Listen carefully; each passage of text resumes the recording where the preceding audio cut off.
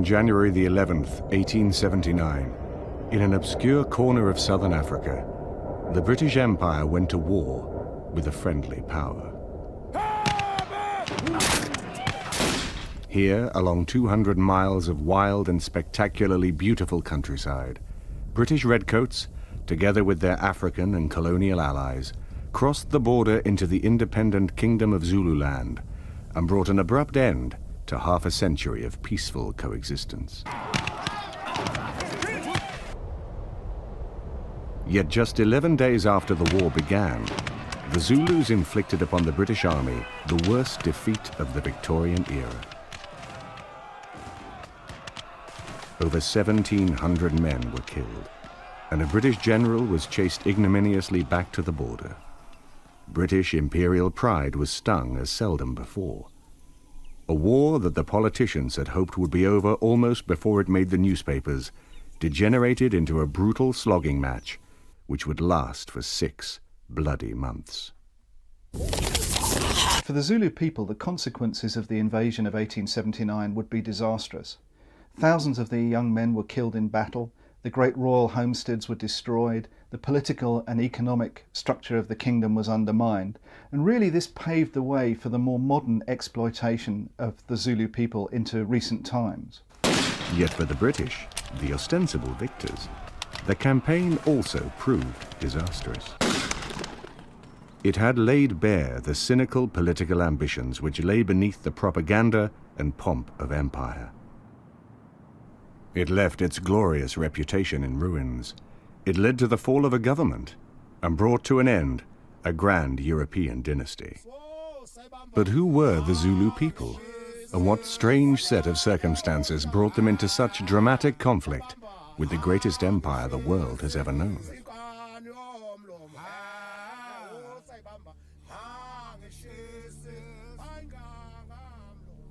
Zululand lies on the eastern coast of modern South Africa, sealed off from the interior by the barrier of the Kambula Mountains, known to the first white explorers as the Drakensberg or Dragon Mountain. It is a land of broken hills and majestic rivers.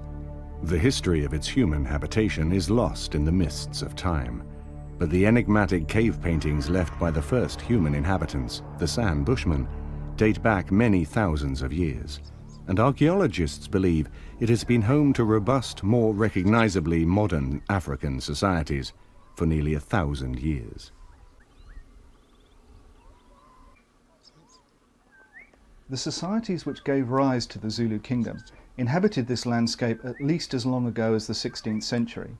They were a pastoral people who were dependent upon cattle, both for food, also for utensils, but also as a means of assessing wealth and status. Politically, they were organized into chiefdoms. Although they followed basically the same culture and spoke the same language, they were politically divided. They were organized into a number of semi-independent autonomous chiefdoms who were spread over the whole of the area of modern-day KwaZulu-Natal. Until the beginning of the 19th century, the Zulu themselves, the name means the sky above or the heavens, were just one of many such groups. Their traditional lands lay in the heart of modern Zululand, along the southern banks of the White Mfolozi River. At the end of the 18th century, however, the political geography of Southeast Africa changed with a violent fury which still bewilders historians today. The chiefdoms of North and Central Zululand were drawn into a conflict of such severity that they struggled to survive. In the end, just one chiefdom came to rule over them all, the Zulu. The triumph of the Zulu was the achievement of one of the most complex and controversial individuals in Southern African history, the warrior king, Shaka. Shaka was born about 1787, a minor and perhaps illegitimate son of the ruling chief of the Zulu, Senzanga Kona. His early life was marred by family conflict and by growing political tension within the Zulu world. Powerful external factors, still debated by historians today, had contrived to drive the chiefdoms of central Zululand into a conflict to control grazing land and trading routes. small-scale violence became endemic, and Shaka, ruthless, ambitious and dynamic, was quick to spot the potential it offered. Within just a few years, Shaka had exploited his own prowess as a warrior to seize the chieftainship of the Zulu and begin a campaign of conquest which has echoed down the ages. His story is equally wrapped round in myth and legend, both within Zulu society and within the society of the white colonial administrations that displaced it. To the Zulus themselves, he was cast in the role of a great conqueror, a great hero. He is, after all, the man who created the Zulu Kingdom. To the later white administrations which succeeded the Zulus, he was portrayed as a tyrant, a ruthless murderer, someone in the mould of Pol Pot or Stalin in modern times. Undoubtedly, the truth lies somewhere in between. He was, of course, an extremely ruthless man. He was a great military commander. He could hardly have built the Zulu Kingdom otherwise. Other than that, it's always going to be difficult to know exactly what sort of man Shaka was. What's rather more certain, however, is the legacy that he left to the world. King Shaka was building the nation. If you don't like to come and join him, you see, there is no other way. It's just put you a little stick, you see, like a child. Yeah, you come to me, then you come straight to him. Yeah, not because he was intending to kill people, to kill you or to kill others. No. He was just telling them that we must make a strong nation, one nation, so that we can be a big nation. If somebody come and attack us, then we conquer him because we are together. Under Shaka, the Zulu emerged as the most powerful group between the mountains and the sea, dominating the country from the Black Mfolozi River in the north to the Tugela River in the south.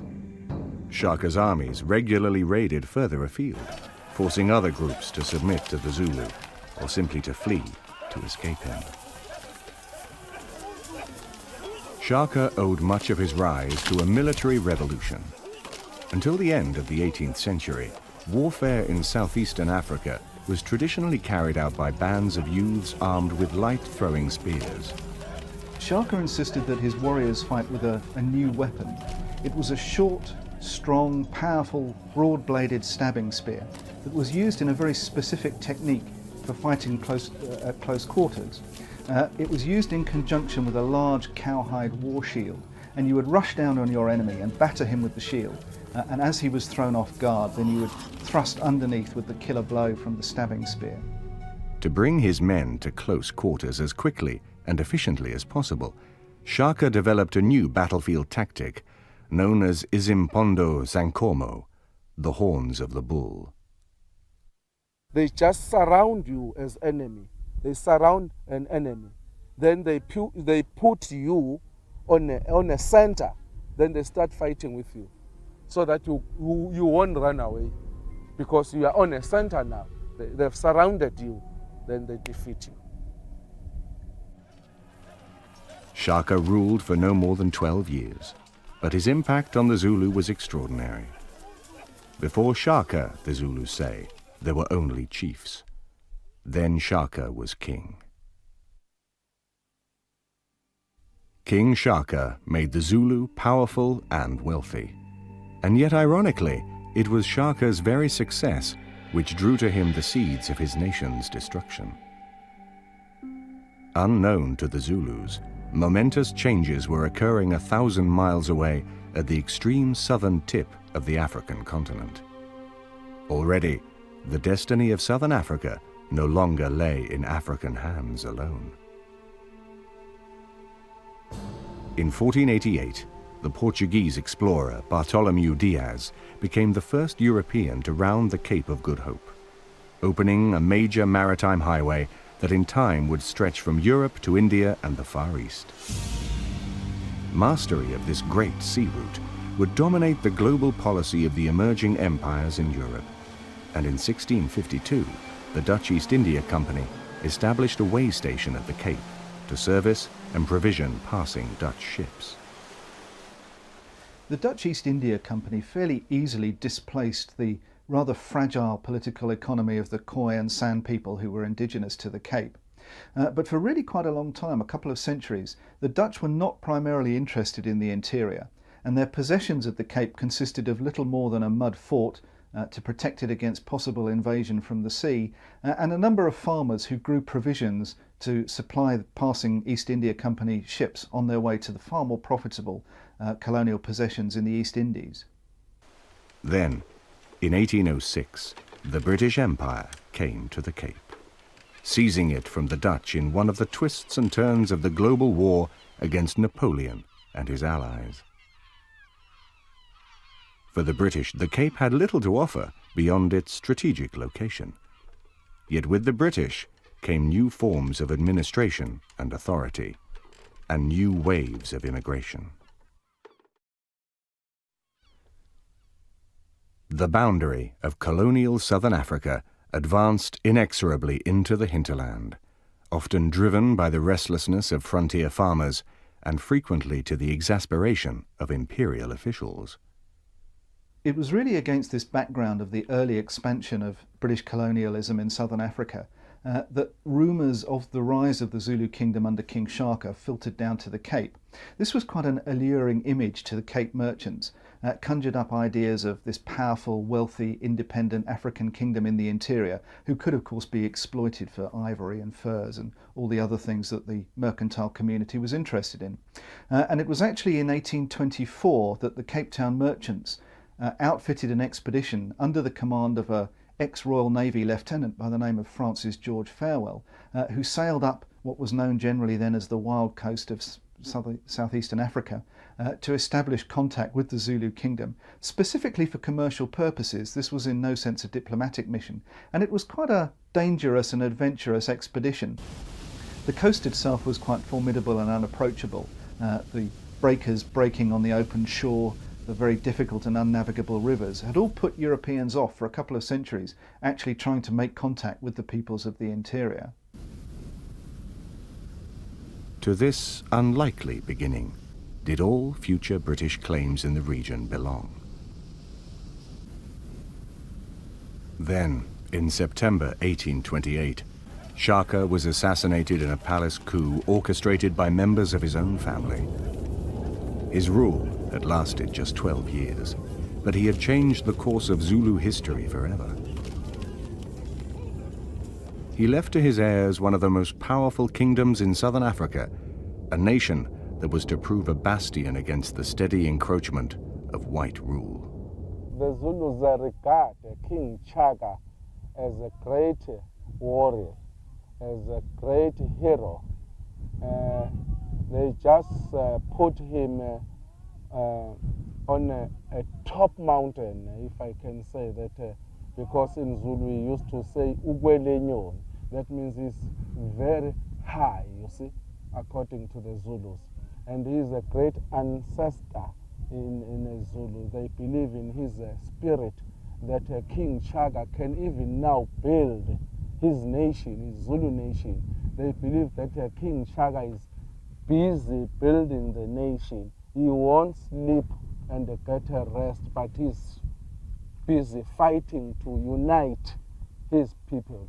He's working for unifying the black people. That's why they've got the festival of King Shaka, where they remember King Shaka as the hero, on the 24th of September every year, each and every year.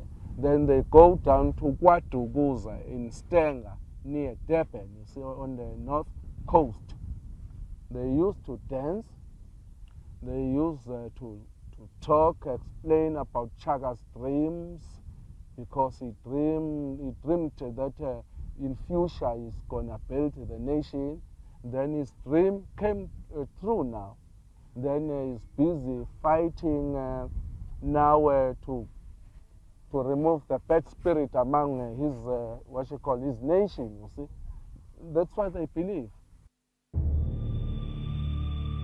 It was during the reign of his successor, King Dingane, that European expansion first posed a serious threat to the security of the Zulu Kingdom. King Shaka's heir, his brother Dingane, actually one of the men who assassinated him, was faced with consolidating the Zulu Kingdom in the aftermath of this period of huge expansion.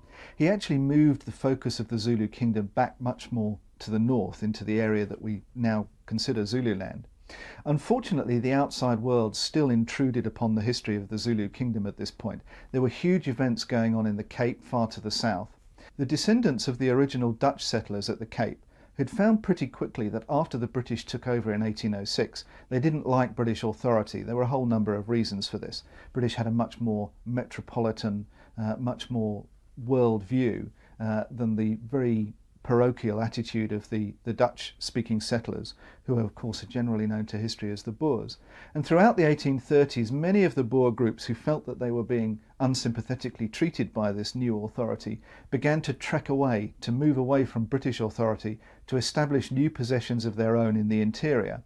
Now, at the end of 1837, they crossed over the Kambula Mountains, the Drakensberg Mountains, and they arrived in the territory that King Dingaan claimed authority over. Very quickly, negotiations broke down. Relationships turned very sour very quickly between this new European group and the Zulus. And there was a very bloody war fought throughout 1838, which culminated really in the ascendancy of the Boers at the Battle of Hlobane, or as it's generally remembered today, Blood River. The victory at Blood River marked the final end of Zulu claims in Natal. The Boers divided the country up among themselves, seizing the best farmland and driving off the African population. Yet the prospect of Boer rule in Natal caused the British in faraway Cape Town some concern. The British had never conceded the Boer right to self-government, and they regarded them as a destabilizing force in a region already dangerously volatile. The key to their response to the Great Trek was Port Natal. Despite Farewell's efforts to secure official backing, the Crown had been reluctant to accept responsibility for the settlement. Now, however, it afforded an opportunity to check Boer progress in the region. The British government became concerned that the Boers could open trade with rival European powers through the port. Therefore, in 1841, a small British force of 2 companies of the 27th Regiment and 2 artillery pieces were sent on a long march up the southeastern coast of Africa from Cape Colony to Natal, where they entered the area in 1842 and constructed a defensive camp. Negotiations between the Boers and the Britons quickly deteriorated, and in 1842, one evening in May, part of the British force was dispatched on a night march to attack the Boer camp. However, they were discovered in their approach, attacked by the Boers and defeated. The British were forced back on their camp, and the Boers followed up, laying siege to the British position.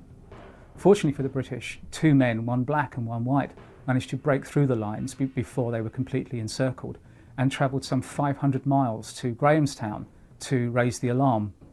About a month later, a British warship, HMS Southampton, arrived off the coast of Port Natal, bombarded the Boer positions and raised the siege, forcing the Boers to flee from Natal.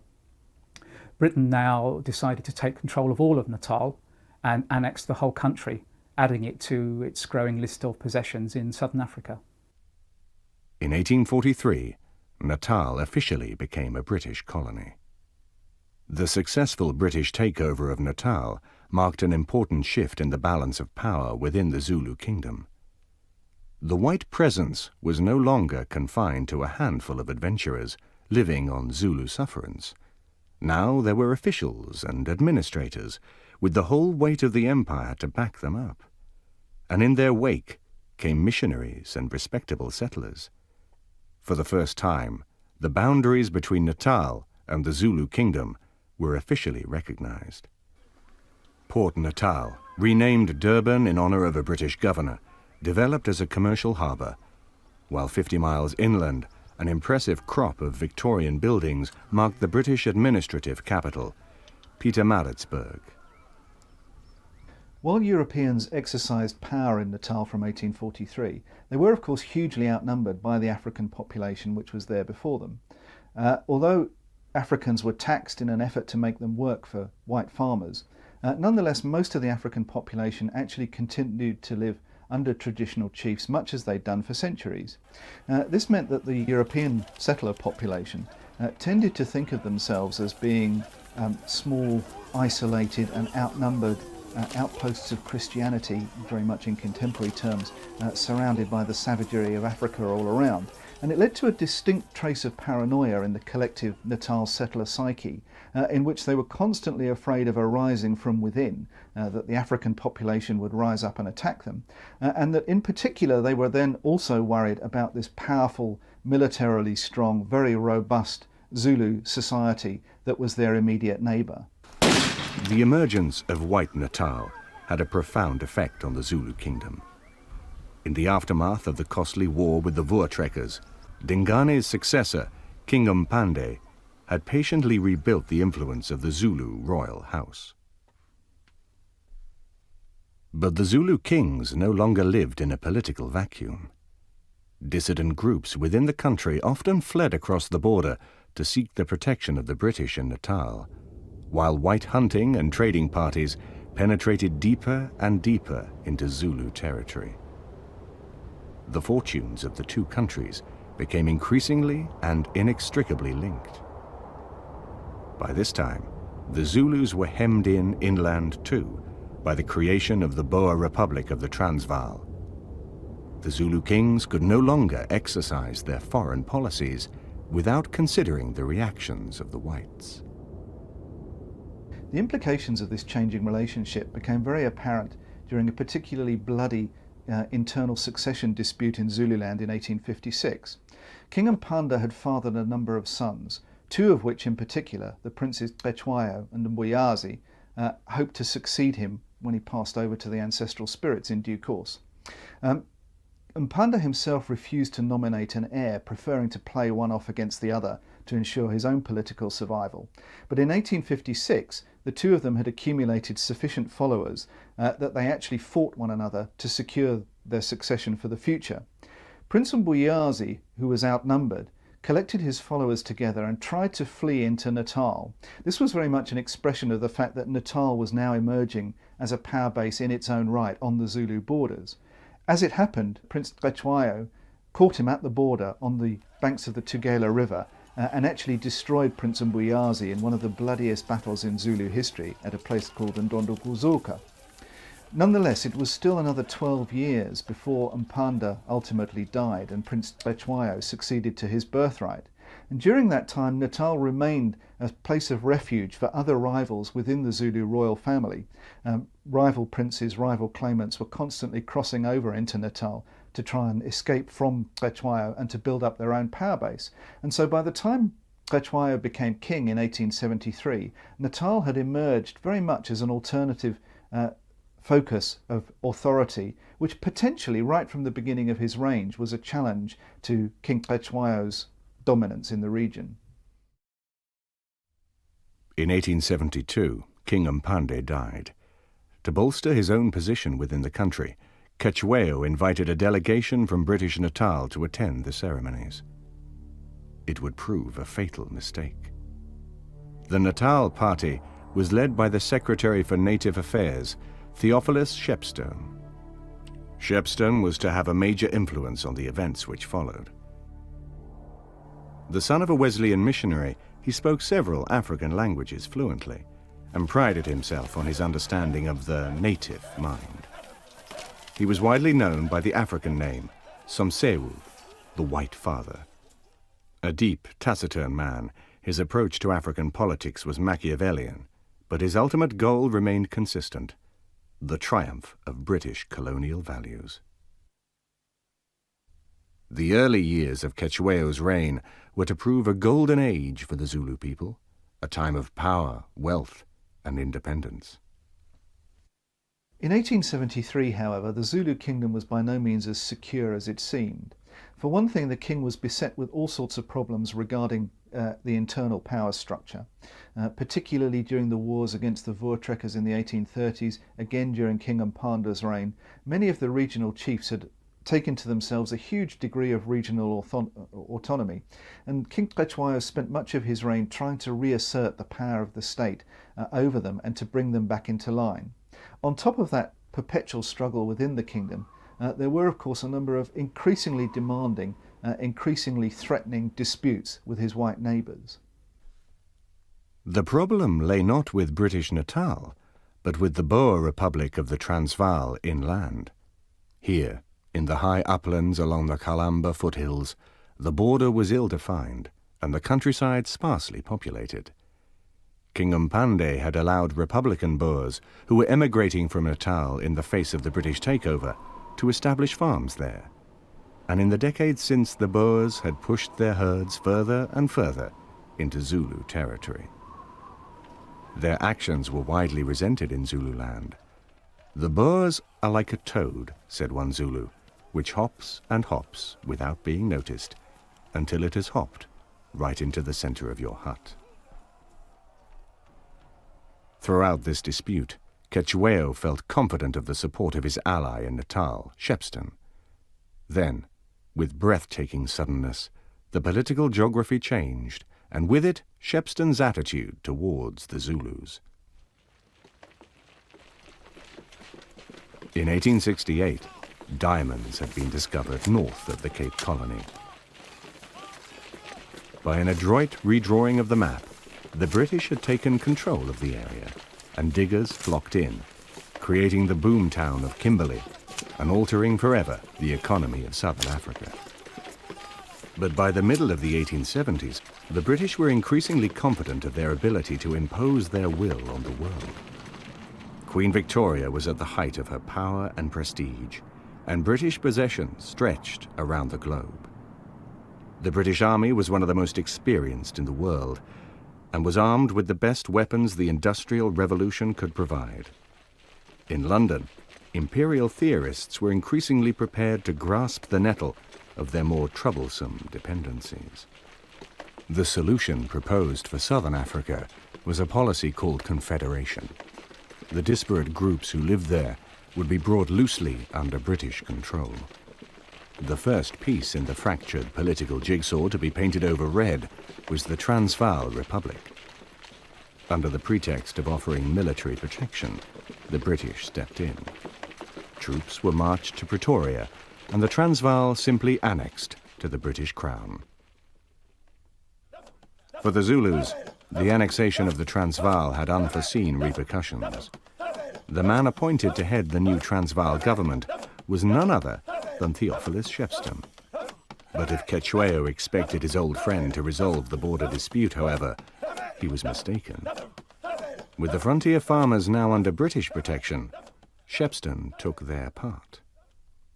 It was a change Cetshwayo regarded as little more than a personal betrayal. Against this background of deteriorating Anglo-Zulu relations, a new figure arrived in South Africa to take charge of British affairs. Well, the war against Zululand really was, in fact, part of the move towards confederation, to actually bring together these South African states and destroy the independent African ones. Part of this was the British civilizing mission, if you like, where labor would be unlocked, people would be Christianized and become good, useful, productive laborers. So part of the idea of that as well, of course, was that Zululand would be brought into this developing capitalist economy in the interest of civilization and Christianity. So you've got strategic, political, economic, if you like, Christian reasons for doing all of it. And Sir Bartle Frere was sent out to South Africa's High Commissioner to get this process going, and this was his job. He pushed the process the whole way through. He was determined that a short, sharp war was all that you'd need against the Zulu, that a quick campaign would knock the Zulu out, and then you could bring the whole confederation system into being. He was mistaken, of course. The war was a disaster, but that was the idea. Within months of his arrival, Frere had come to see the Zulu Kingdom as a block on the road to confederation. A commission met in March 1878 on neutral territory at an old trading post on the border called Rorke's Drift. For several weeks it painstakingly sifted the evidence from both sides and then dropped its bombshell. It found entirely in favor of the Zulu claims. The findings were a setback to Frere, but while he considered his options, the Zulus played into his hands. In July 1878, two wives of an important border chieftain by the name of Cetshwayo fled across from the Zulu side across the Mzinyati River and moved in actually with their lovers on the Natal bank. Now, according to Zulu custom, this was something of a heinous crime. It involved a great deal of embarrassment to a man who had huge status and importance on the Zulu side of the border. And although Cetshwayo himself didn't intend to do anything about it, his family were outraged. And indeed, when Cetshwayo himself was away attending the king, his senior son, a man by the name of Mehloka Zulu, who was quite a prominent warrior, he was a commander in the Ngobo Makhosi regiment, a young man known as being fairly forceful and fairly aggressive, actually took the law into his own hands. And with a small armed force, about 200 men, Mehloka Zulu crossed over the river into British territory. They surrounded the huts where these women had taken refuge, and they dragged them back to the Zulu side of the border. And there, in accordance with Zulu law, these two women were put to death. They were actually shot, as Natal settler society noted with a certain amount of outrage, within sight of the mission station at Rorke's Drift. While settler opinion in Natal considered this apparent outrage, a second incident occurred. Africans living on the outskirts of Hlobane in the disputed territory were raided and their cattle stolen. The raiders were followers of Mbeleni wa Mswati, who actually wasn't a Zulu. He was actually an exiled Swazi prince. He was one of the sons of the Swazi king Sobhuza, and he tried to succeed to the Swazi throne, but actually had failed and had been chased out. And he'd come to King Cetshwayo and given his allegiance to King Cetshwayo. And Cetshwayo had then settled him up on the northern borders of Zululand, in the region of the Pongola River. But Mbeleni was largely destitute. He had no followers and he had no cattle, and he needed to build these up. And he subsisted largely by banditry up on the northern border. This was an area that was a long way from the centres of any kind of authority, African or European. And Mbeleni's followers had raided white farms in the vicinity of Hlobane, actually, and killed a number of the African farm workers. Now, of course, coming so soon upon the incident with the followers of Cetshwayo, this seemed to confirm Sir Bartle Frere's feelings that the Zulus were a very dangerous and difficult neighbour, that you couldn't peacefully live with these people, and certainly that any expansion of British authority really would have to face up to the challenge posed by these rather difficult neighbours. Frere's response was decisive. He invited Cetshwayo to send representatives to a meeting to be held on the banks of the Tugela River to hear the long-awaited Boundary Commission report and, ominously, to discuss other matters. The meeting took place on the 11th of December 1878. Beneath a large tarpaulin spread across the tree, Frere's agents read out the Commission's report, while the Zulu party squatted in the shade opposite them. Then came the sting in the tail. Tagged on to the Boundary Award were a series of demands which amounted to little more than an ultimatum. On the grounds that Shepstone's presence at Cetshwayo's invitation 5 years before had given the British a right to intervene in Zulu affairs, Frere demanded not only the surrender of both Mbeleni and Mehloka Zulu, but that Cetshwayo should disband the Zulu army. The Zulu representatives were astonished. Cetshwayo was given 30 days to comply, failing which he would find himself at war with the British Empire. Of course, if the Zulus did choose to comply, then Frere would have achieved his political objective anyway. He didn't expect that to happen. He expected that British troops would cross into Zululand and force British will upon the Zulu people. He expected also, of course, that it would be a quick and easy campaign. In fact, it didn't actually work out like that. And really, this tree behind me marks the point at which the tragedy of the Anglo-Zulu War and the subsequent destruction of Zulu independence really begins. Frere's ultimatum begged a clear military question. The man who would have charge of the coming war was the senior British officer in southern Africa, Lieutenant General Lord Chelmsford. Lord Chelmsford was then in his early 50s. He was a professional career soldier who'd cut his military teeth in the Crimean War and the Indian Mutiny. He was very much a product of his time and class, very much the Victorian gentleman, quiet, aloof, known for being polite. Now, he'd recently fought a campaign down on the Eastern Cape frontier, where he'd brought a very messy little campaign against the Amaxhosa people to a successful conclusion, and he came into Zululand fresh with the confidence that that had given him. But this was an ambitious plan. In order to operate in that environment, the British Army would have to take all of its supplies, ammunition, tents, food, actually with it into the field. So any advancing column would need a huge supply train to support it. The Zulus, of course, would need none. Any war of manoeuvre, therefore, would be essentially in favour of the Zulus. Because they lived off the land, because they were used to moving in that environment, they could move much more quickly than the British were able to do. Lord Chelmsford therefore needed to come up with a strategy that would bring the Zulus to battle as quickly as possible. And he decided to invade in 5 separate columns, the idea being that he would then pin the Zulus down and make them fight. "My one fear," he said to somebody, "is that I won't get them to fight. I must drive them into a corner and make them fight." This required a large troop commitment and extensive logistical backup. There were simply not enough troops available in South Africa, and the British government, already committed to a war in Afghanistan, was reluctant to send more. Moreover, each column would require hundreds of wagons to carry equipment and supplies, and Chelmsford's agents soon exhausted the colonial market. Chelmsford's solution was to revise his invasion plan. He reduced the number of offensive columns to 3, while the other 2 were reduced in size and given a largely defensive role. Throughout the second half of January, British troops were assembled along the border. "We shall have to put the redcoats forward to bear the first brunt, and then I think the natives will go in. I'm inclined to think that the first experience of the power of the Martini Henry rifle will be such a surprise to the Zulus that they will not be formidable after the first effort." There were too few redcoats to wage the war alone, however, and Chelmsford called upon the resources of Natal to help him. One of the major problems facing Chelmsford as he formed his army for the invasion of Zululand was a total lack of cavalry. Therefore, Chelmsford requested the use of the Natal Volunteer Corps. These were small units, numbering perhaps only 35 to 60 men, who recruited on a part-time basis from the white settler community to form a defence force for Natal. Although recruited generally from the flotsam and jetsam of colonial life, this much-needed source of manpower helped Chelmsford build up his very limited cavalry force. Yet the settlers weren't the only untapped military resource in Natal. Many of the Africans living in the colony had a history of antagonism towards the Zulu royal house.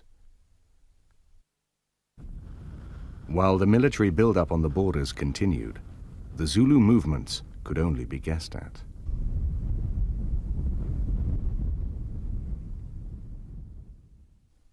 On the 11th of January 1879, as Frere intended it should, the Anglo-Zulu War began.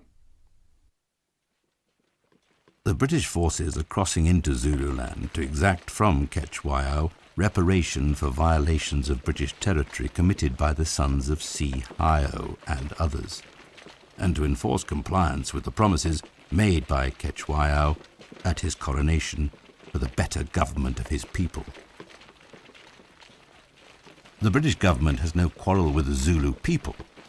All Zulus who come in unarmed or who lay down their arms will be provided for till the troubles of their country are over, and will then, if they please, be allowed to return to their own land. But all who do not so submit will be dealt with as enemies. The coastal column, the right flank of Chelmsford's 3-pronged attack, was commanded by Colonel Charles Knight Pearson, a competent officer who nonetheless had last seen action in the Crimea over 20 years before. Pearson's first objective was an abandoned Norwegian mission station known as Eshowe, which lay more than 30 miles from the border by an overgrown wagon track. European buildings were rare in Zululand, and Chelmsford planned to use them as supply depots.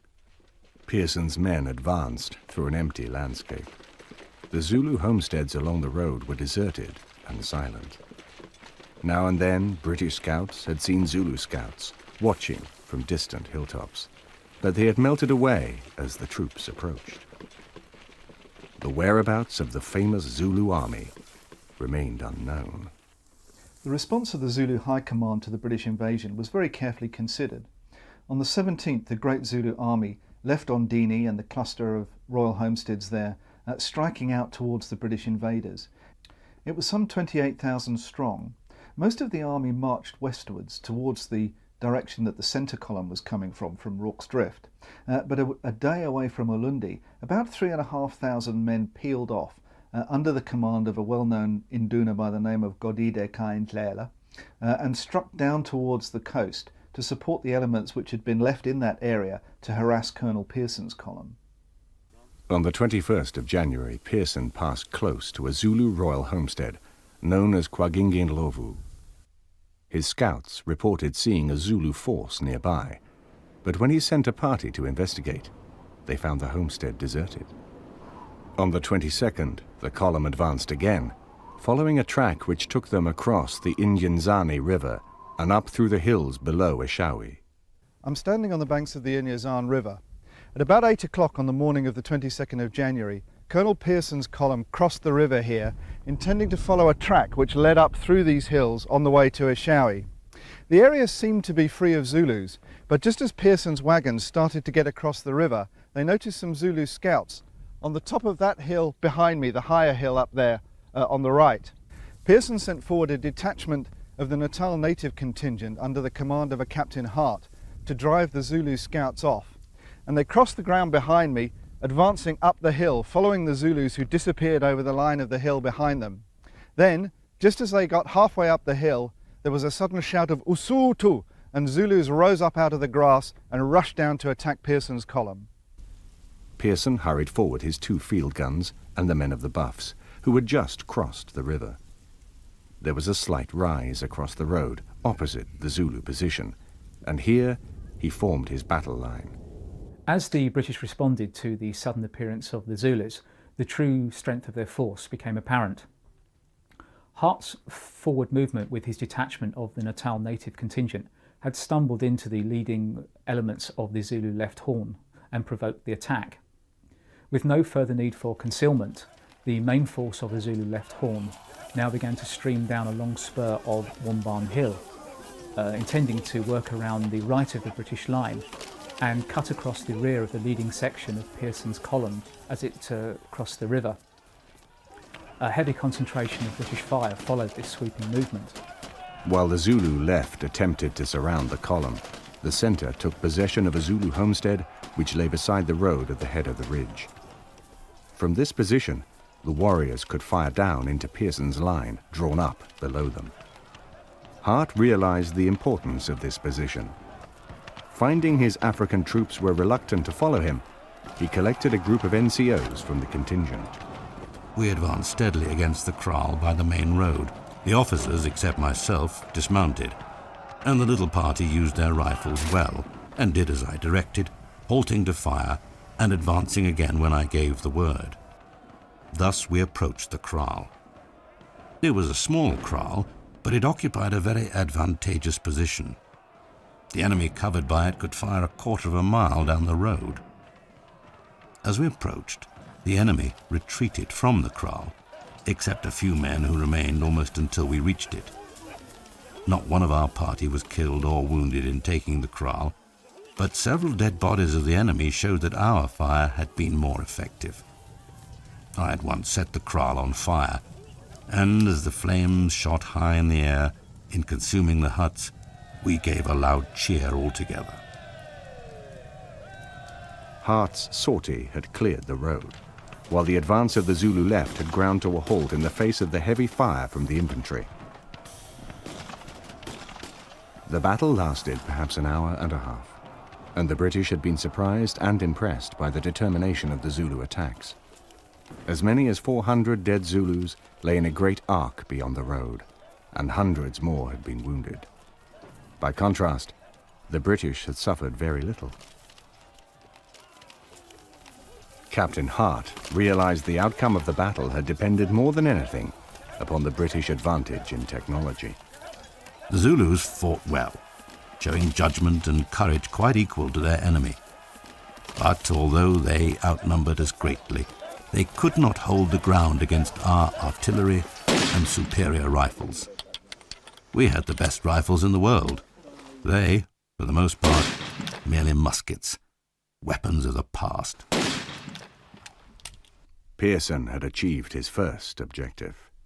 According to Chelmsford's original invasion plan, he was supposed to fortify the post, to use it as a supply depot, and await further instructions from Lord Chelmsford.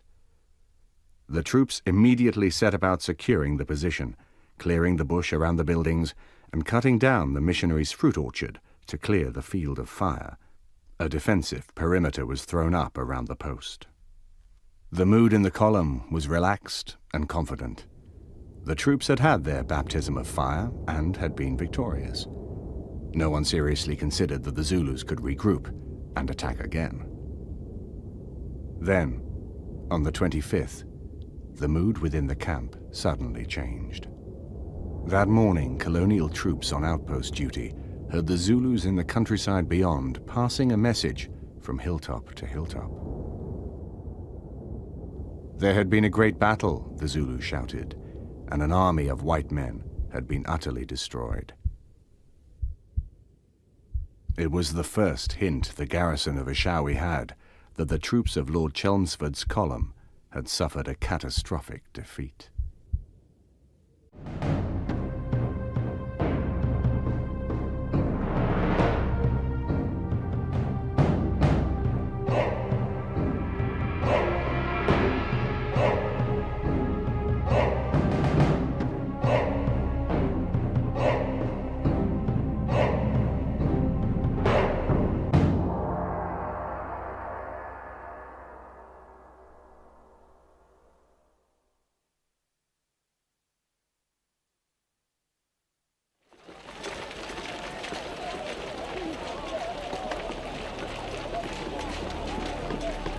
On January the 11th, 1879, British troops invaded the independent Kingdom of Zululand in southern Africa.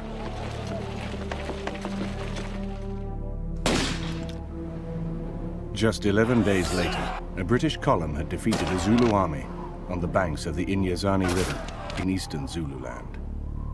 British military self-confidence seemed to be justified. Later that same day, however, elsewhere in the country, the result would be very different.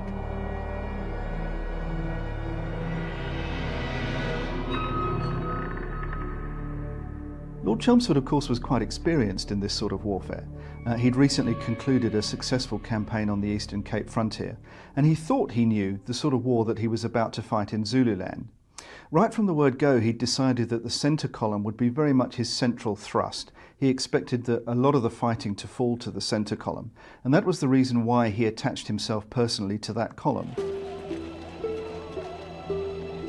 The centre column had assembled in early January at a border crossing known as Rorke's Drift. James Rorke had been a hunter and trader who'd lived in Zululand from the late 1840s. Rorke himself had died in the early 1870s, and the Swedish Mission Society had taken over the site at Rorke's Drift. But from Lord Chelmsford's point of view, the post offered a number of military advantages, not least of which was that there were some permanent buildings which he could use as a supply depot, and a very definite road into Zululand which would take his army in the direction that he wanted to go. The weather remained fine until after reveille sounded at 2 a.m. Then a thick fog came on, accompanied by drizzling rain, which made operations rather more uncertain and difficult. The river came up to the men's necks in places and ran at the rate of over 6 knots an hour. The 2 line regiments crossed all right at the 2 pontoons, and with the 3rd NNC took up a position on the opposite side, ascending the hill in skirmishing order. After the party had passed some distance onward, the mist lifted, and the advanced guard were able to capture an armed Zulu and a small herd of cattle. On that high note, the centre column's war began. On the 20th of January, the centre column advanced to a distinctive rocky outcrop, known as Isandlwana.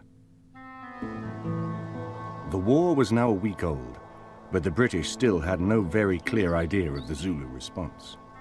When Lord Chelmsford arrived at Isandlwana, he was thinking very much in terms of a war of movement at this stage. He wasn't intending this to be a permanent camp.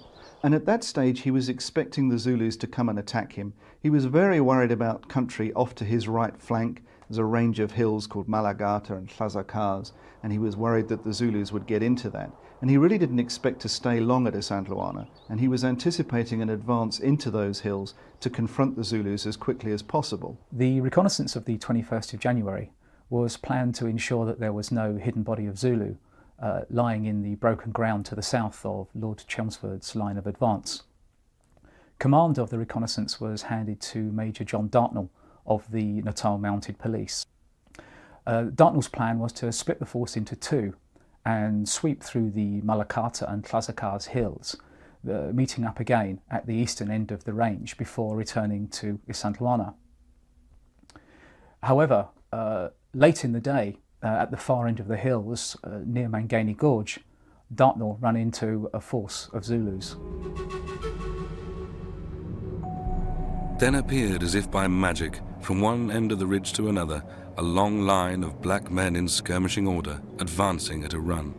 It was a grand sight, and they never uttered a sound. I defy the men of any British regiment to keep their intervals so well at the double. On reaching the brow of the hill, the centre halted, and then the horns appeared. The points of the horns were halfway down, and all thought we were to be attacked. Nevertheless, we held our positions when the Zulus, of whom there were some 700 or 800, turned, for what reason I cannot say, unless it was to entice us up the mountain and into a trap, and slowly retired. Dartnell now faced a dilemma. He was due to be back at Isandlwana before dark, but now, late in the afternoon, he had discovered a body of Zulus of unknown strength to his front. To attack in the gathering gloom would be foolhardy, yet to retire to Isandlwana could risk an attack against his rear in the dark. And what's more, all his strenuous efforts of the day in locating the Zulus would be lost if he broke contact overnight. Therefore, Dartnell decided to take up a position on the high ground overlooking Mangani Gorge, and he sent information back to Lord Chelmsford, advising him of his discovery. The message reached Lord Chelmsford about 2 a.m. on the morning of the 22nd. His staff woke him to deliver it. When Lord Chelmsford received the information from Major Dartnell that there were Zulus out near the Mangani River, he of course faced a dilemma. It's the middle of the night. He's come into this war thinking that the Zulus are going to fight a very fluid, perhaps a guerrilla hit-and-run sort of war. And now here his reconnaissance has found them in the very hills, the very terrain that he's been worried about. And he decided, on the strength of this, actually to take a large fighting element away from the column.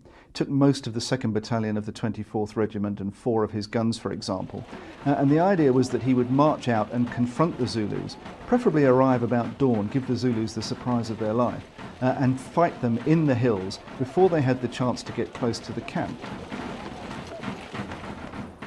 On looking back to that Wednesday morning, how every detail seems to stand out in relief. The hurried and careless farewell to the comrade in my tent, my servant who was to leave for Natal that very morning, saying when he brought my horse, "I shall be here, sir, when you come back. The wagons are not to start today, now this force is going out." The half-laughing condolences to the 1st 24th as they watched the troops move out of camp. The men not for duty turning out for the routine work of the camp. The position of the tents and wagons. Many trifles fixed in the mind serve to make stronger the contrast between the departure and the return to that ill-fated camp. Now, of course, Lord Chelmsford and most of the officers under his command were under the opinion that he would be the one doing any fighting that day. So the force that was left behind really was to look after the camp. And indeed, the officer who was selected to command it, Lieutenant Colonel Henry Hlobane, had a reputation as being an extremely good administrator. That was the reason why Chelmsford appointed him for this particular task. And Hlobaine's directions really were simply to look after the camp should anything befall it. Nobody expected that it would. But should an attack develop, Hlobane was ordered merely defend the camp. At the last minute, Chelmsford decided to reinforce the camp. A few days earlier, he had moved one of his reserve columns to the border to support his advance. Now, he ordered it forward to Isandlwana. In fact, Chelmsford had misread the signs. The main Zulu army had never been where he was looking for it. Now the Zulu army, which had marched out to confront the centre column, was very much the striking arm of King Cetshwayo's army. It was, if you like, an army of concerted national resistance to this British invasion. It consisted of at least 12 of the great amabuto of the kingdom, detachments from other Zulu military institutions, as well as men from various chiefdoms who joined it on the march from Ondini to the front. Altogether it consisted of something like 25,000 men. It was a very significant force. This was very much a strong military response, and it was directed entirely against Lord Chelmsford's centre column. Back at Isandlwana, the men in the camp had awoken to a day of routine duty. Soon after dawn, however, large parties of Zulus had appeared on the ridge above the camp, watching the British movements. We none of us had the least idea that the Zulus contemplated attacking the camp, and having in the last war often seen equally large bodies of the enemy, never dreamed they would come on. Besides, we had about 600 troops, 2 guns, about 100 other white men, and at least 1,000 armed natives. By the time the reserve column arrived from Rorke's Drift at about 10:30, however, the Zulus had retired beyond the skyline. Colonel Durnford had received written orders to proceed to the camp at Isandlwana with his men, and presumably expected to find fresh orders on arrival, but there were none. Once in camp, Durnford was the senior officer present, and in theory should have taken over Pauline's orders to defend the camp. However, all information started coming in that there was Zulu activity on the Inyezane ridge to the north of camp, and this altered the situation that had existed when Chelmsford had marched out earlier that morning. The information that was coming in was confusing, but it occurred to Durnford that perhaps this Zulu movement indicated that they were attempting to cut off Lord Chelmsford from the camp at Isandlwana. Durnford therefore decided to ride out with his mounted men. He split his force into 2, part of the force going up onto the top of the Inyezane ridge and driving eastwards, while Durnford, with the other section, followed in the same direction along the foot of the ridge. He hoped by this forward movement he would prevent any Zulu attack from surprising Lord Chelmsford. A small herd of cattle came past our line from our right, being driven by some of our scouts, and just when they were opposite the Umcijo regiment, a body of mounted men on the hill to the west were seen galloping, evidently to cut them off. When several hundred yards off, they perceived the Umcijo and, dismounting, fired one volley at them and then retired. The Umcijo at once jumped up and charged, an example which was taken up by the Unokenge and Nondweni on the right, and the Ingobamakos and Umbomambi on the left. When the auxiliaries crossed over the Mabaso Hill and looked down into the Hlobane Valley, straight into the face of this great Zulu army, they had of course stumbled across really the great Zulu masterstroke of the Isandlwana campaign. Simply getting this great army to within 5 miles of the British camp without being detected was an extraordinary achievement.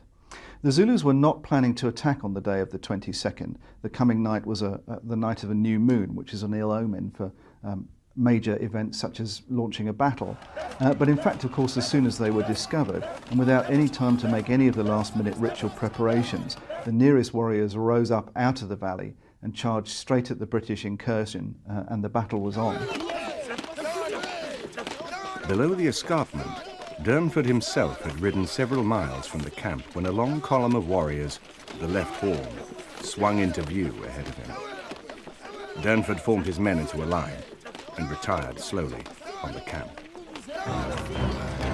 By now, the Zulu chest had begun to crest the ridge above the camp, driving Pauline's companies off the hills.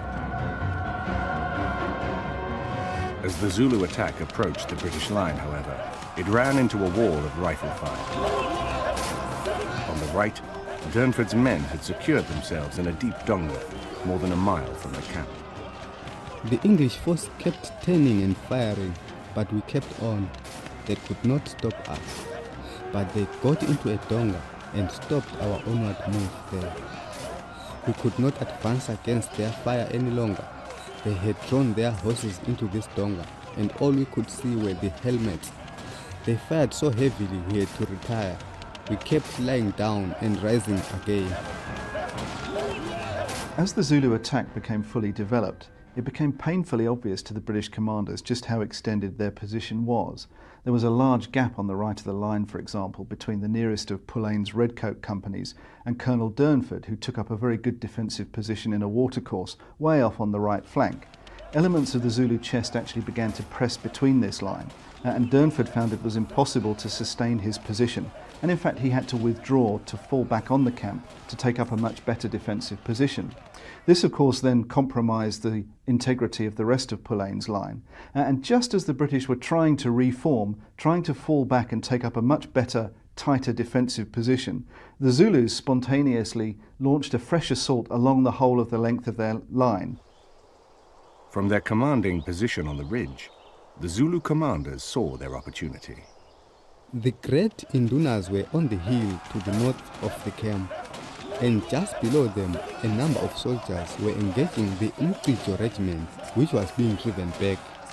But one of the chiefs of the Umqijo ran down from the hill and rallied them, calling out that they would get the whole Impi beaten and must come on. They all shouted Usutu, and waving their shields charged the soldiers with great fury. In a moment, all was disorder, and few of the men of the 1st Battalion 24th Regiment had time to fix bayonets before the enemy was among them and using their assegais with fearful effect. I heard officers calling to their men to be steady, but the retreat became in a few seconds general, and in a direction towards the road to Rorke's Drift. Before, however, we gained the neck near the Isandlwana hill, the enemy had arrived on that portion of the field also, and the large circle he had now formed closed in on us. A group of the volunteers formed together in an attempt to prevent the Zulus entering from the right of the camp, and they were joined by a few of the regulars and then Durnford himself.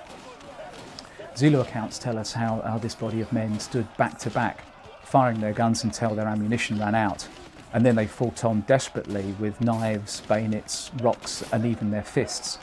It was only at this point that the Zulus finally could overwhelm them. On the ground below Isandlwana Hill, the redcoats of the 24th Regiment fought and died. A mob of panic-stricken men tried to break through the Zulu cordon. Only those on horseback stood any chance of escape. Our flight I shall never forget. No path, no track, boulders everywhere. Our way was strewn with shields, assegais, blankets, hats, clothing of all descriptions, guns, ammunition belts and saddles, which horses had managed to kick off, revolvers and belts and I know not what else. Our stampede was composed of mules, with and without pack saddles, oxen and horses in all stages of equipment, and flying men, all strangely intermingled, man and beast, all apparently impressed with the danger that surrounded us.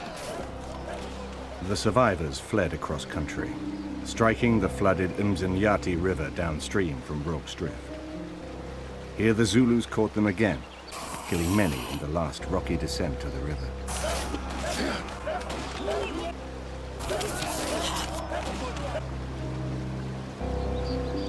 Of the 1,700 men who had been in the camp when the battle began, 1,300 were killed. Scarcely 60 whites survived. Both Pulane and Durnford were killed. The Zulu victory at Isandlwana had been extraordinarily comprehensive. In many ways, the headquarters detachment of the entire column had been wiped out. The Zulus then pursued the survivors as far as the Umzinyathi River. There was an opinion that they should then cross over and raid into the British colony of Natal, but King Cetshwayo actually had ordered them not to do that. He wanted to claim in any subsequent peace negotiations that he was the aggrieved party, that the British, he said, brought the war to him. He didn't take it into their territory. And when some of the warriors were reminded of this by their Izindunas, they were quite happy on the whole to give up the pursuit at the border. And on top of that, of course, there was the marvellous prize of the British camp at Isandlwana to loot. There was a huge amount of military stores and all sorts of exciting exotic goods had fallen into Zulu hands. And in some respects, it was much more interesting to go back and loot those than to carry on fighting for the rest of the day. Yet the Zulu victory had been bought at a terrible price. Over 1,000 warriors were killed outright in the fighting, and hundreds more badly injured. The survivors were utterly exhausted. The Zulus say that the English killed very large numbers. The dead are not to be counted. There are so many. The whole Zulu nation is weeping and mourning. This Zulu force did not return to the king to report, as was the custom. Only a portion went down with the wagons and tents. The rest has scattered. Orders have been issued for this force to assemble at once at Ondini, but they are very unwilling to do so, saying so many of them were killed. Out at Mangani, 12 miles away, Lord Chelmsford had little idea of the extent of the catastrophe that was unfolding behind him. Throughout the day, various odd reports had reached him that something strange was happening at Isandlwana, and indeed a number of his officers were sent up onto high points with field glasses and telescopes to look back at the camp. But the camp was shimmering in a distant heat haze, the tents hadn't been struck, which they really should have been done if the camp was under threat, and of course Chelmsford's officers really were looking for reassurance and signs of normality. And it was only quite late in the day that Chelmsford began to think that something had occurred at Isandlwana. He then had to collect his troops together, and he then marched back to find out exactly what had gone wrong. By the time Chelmsford got back to Isandlwana, it was dark, and the battle was long over.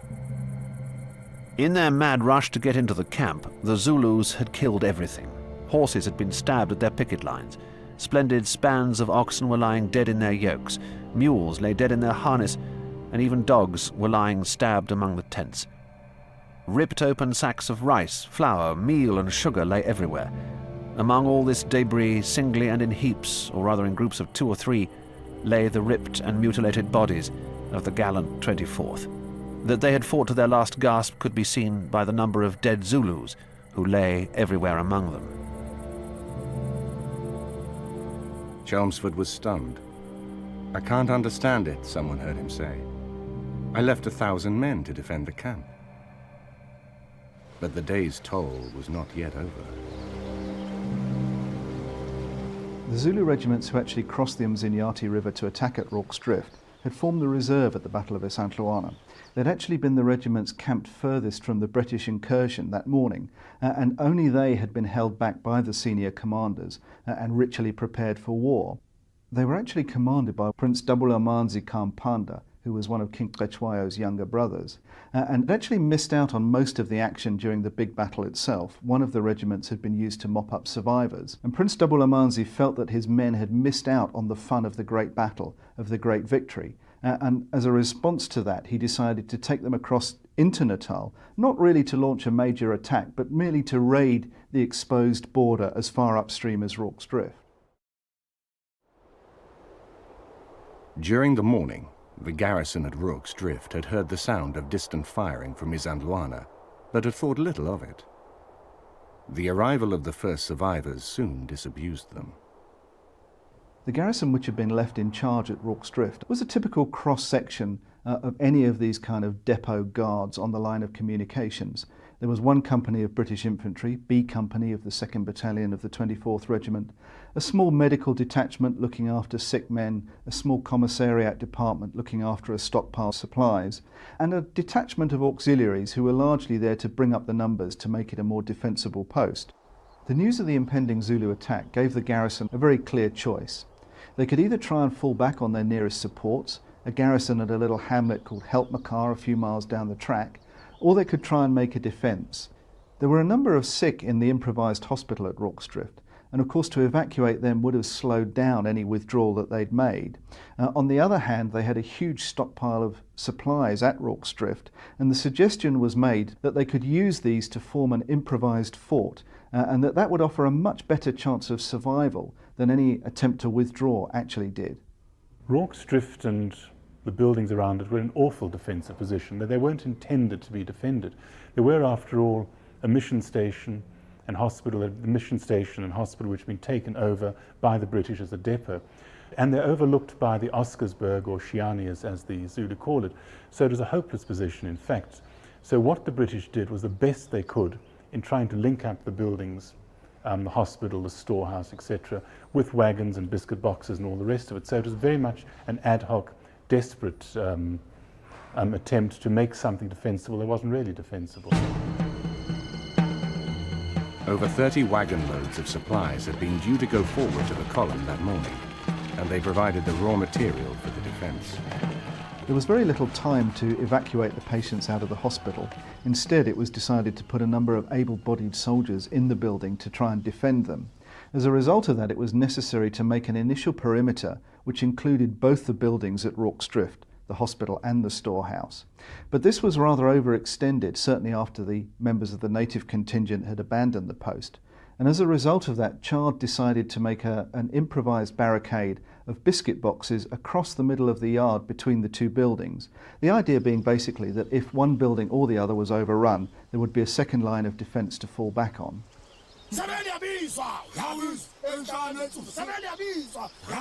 The barricades were hardly complete when... About 4:30 p.m, 500 or 600 of the enemy came in sight, around the hill to our south, and advanced at a run against our south wall. They were met with a well-sustained fire, but notwithstanding their heavy loss, continued the advance to within 50 yards of the wall, when they were met with such a heavy fire from the wall and crossfire from the store that they were checked, but taking advantage of the cover afforded by the cookhouse and ovens and so on, kept up a heavy fire. The greater number, however, without stopping, moved to the left, around the hospital, and made a rush at our northwest wall of mealie bags. It's very clear from the way the Zulu attack developed that this wasn't a premeditated attack.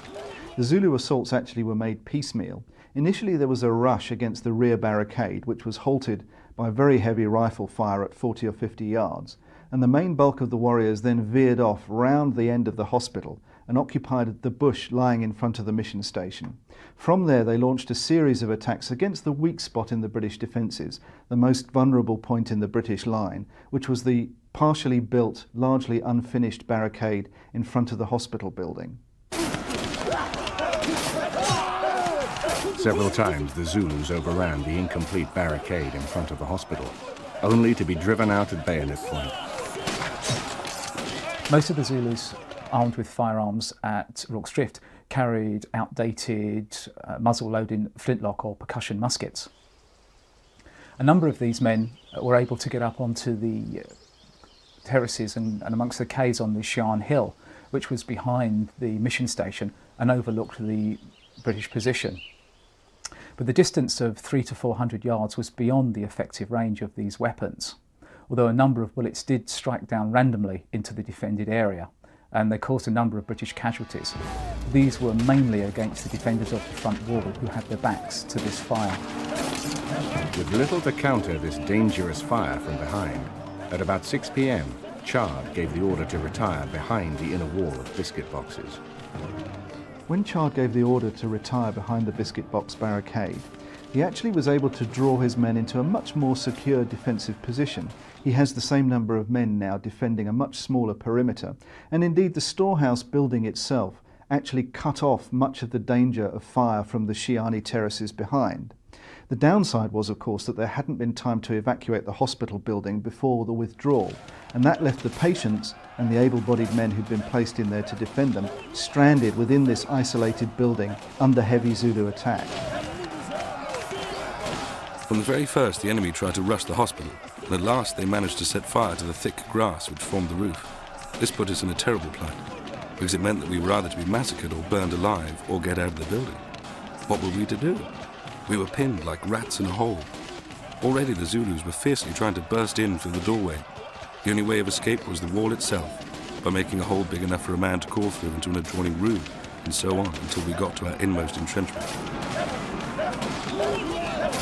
The Zulu during the day had only attacked those parts of the fortification where quite thick cover had come up quite close. In other words, the minute they deployed beyond that, they got into the open and got shot down. So only about half the fortification was attacked in the daylight.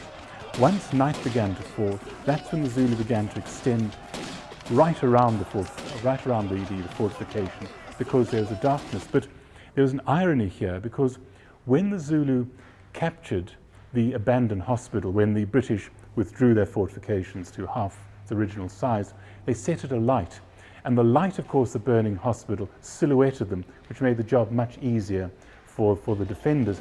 And in fact, there were no real concerted Zulu attacks after about 9 o'clock at night. After that, there were the occasional sort of attack here and there, but nothing concerted thereafter.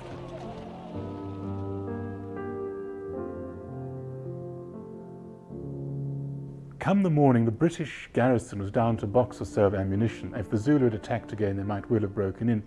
But don't forget, this Zulu force that was attacking, it had started the previous morning from the Hlobane Valley, miles beyond Isandlwana, where it was first discovered. It had marched the whole way. It had fought all night. It had suffered 600-700 casualties. It hadn't broken through the fortifications. It was demoralized and exhausted, and it was ready to go. Shortly after 7 a.m. on the 23rd, the Zulu rear guard came into view. But there was to be no fresh attack, and they withdrew silently out of sight. For Chard's men, relief was at hand. When Chelmsford got back to Rorke's Drift, he was of course delighted to find that the post had held, but he rode up, and whilst he was congratulating the men on their stout defence, he asked them, "But tell me, are there any men from Isandlwana there?" And of course they had to say to him that no, there were none. And this is a very bittersweet moment for Lord Chelmsford. Delight on the one hand that the border has held, but the awful realisation of the full extent of the disaster at Isandlwana, that actually nobody had been able to fall back in any kind of defensive order to Rorke's Drift. The defence of Rorke's Drift had been extraordinary. Just 17 of Chard's men had been killed, though many more were wounded. By contrast, the Zulu losses were extraordinary. The British counted around 400 casualties in and around Rorke's Drift itself, but we must remember that Zulu wounded by the soft lead Martini Henry slug took tremendous tissue damage, bones were crushed, so many of those who had been hit by bullets would have died on the way back, another few hundred possibly. So I would think something like 600 Zulu probably were killed in the attack. The Ulundi regiment was finished up at Jim Frog's place.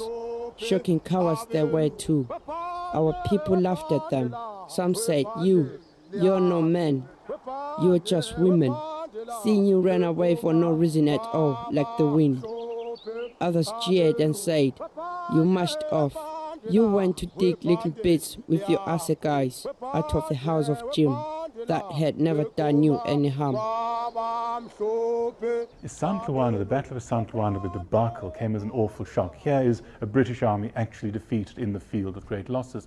So therefore the news of Rorke's Drift coming very soon thereafter was a tremendous fillip and booster to the Victorian public's confidence, and not least, of course, to the public in the colony of Natal who'd been rushing into their lagers and expecting a Zulu invasion any moment. And the British authorities milked Rorke's Drift, of course, for every propaganda drop it could. Now there's no denying, of course, the courage of the defenders of Rorke's Drift. But certainly as far as the British establishment and to some extent the British public was concerned, this was a piece of very good news at the end of a very bad day. And a large number of the defenders of the garrison, quite deservedly, were singled out for honours. And honours were generally heaped on the garrison all over the place. There were 11 Victoria Crosses awarded, a number of Distinguished Conduct Medals. But really this merely served to obscure the fact that actually the British Army was defeated on the 22nd of January. When you look at the two battles in relation to one another, by far the most strategic significance is the great defeat at Isandlwana. And really the Battle of Rorke's Drift is merely a holding operation on a day when the British, generally on that front, are driven out of Zululand. It took more than a fortnight for the news to reach London. Frere's war, which the British government had never sanctioned, had returned home with a vengeance. Yet if the Victorian establishment had not wanted war, imperial pride could not allow them to end it on a note of defeat. The Zulu people, unknown in England a week before, were demonized in the press, and the public clamored for revenge. It would be a further month, however, before the first reinforcements could reach Durban. In the meantime, the initiative lay with King Cetshwayo. Victory was within the Zulu grasp, yet, ironically, they were unable to follow up their advantage. Isandlwana was a Zulu victory and Rorke's Drift was a really bad reverse.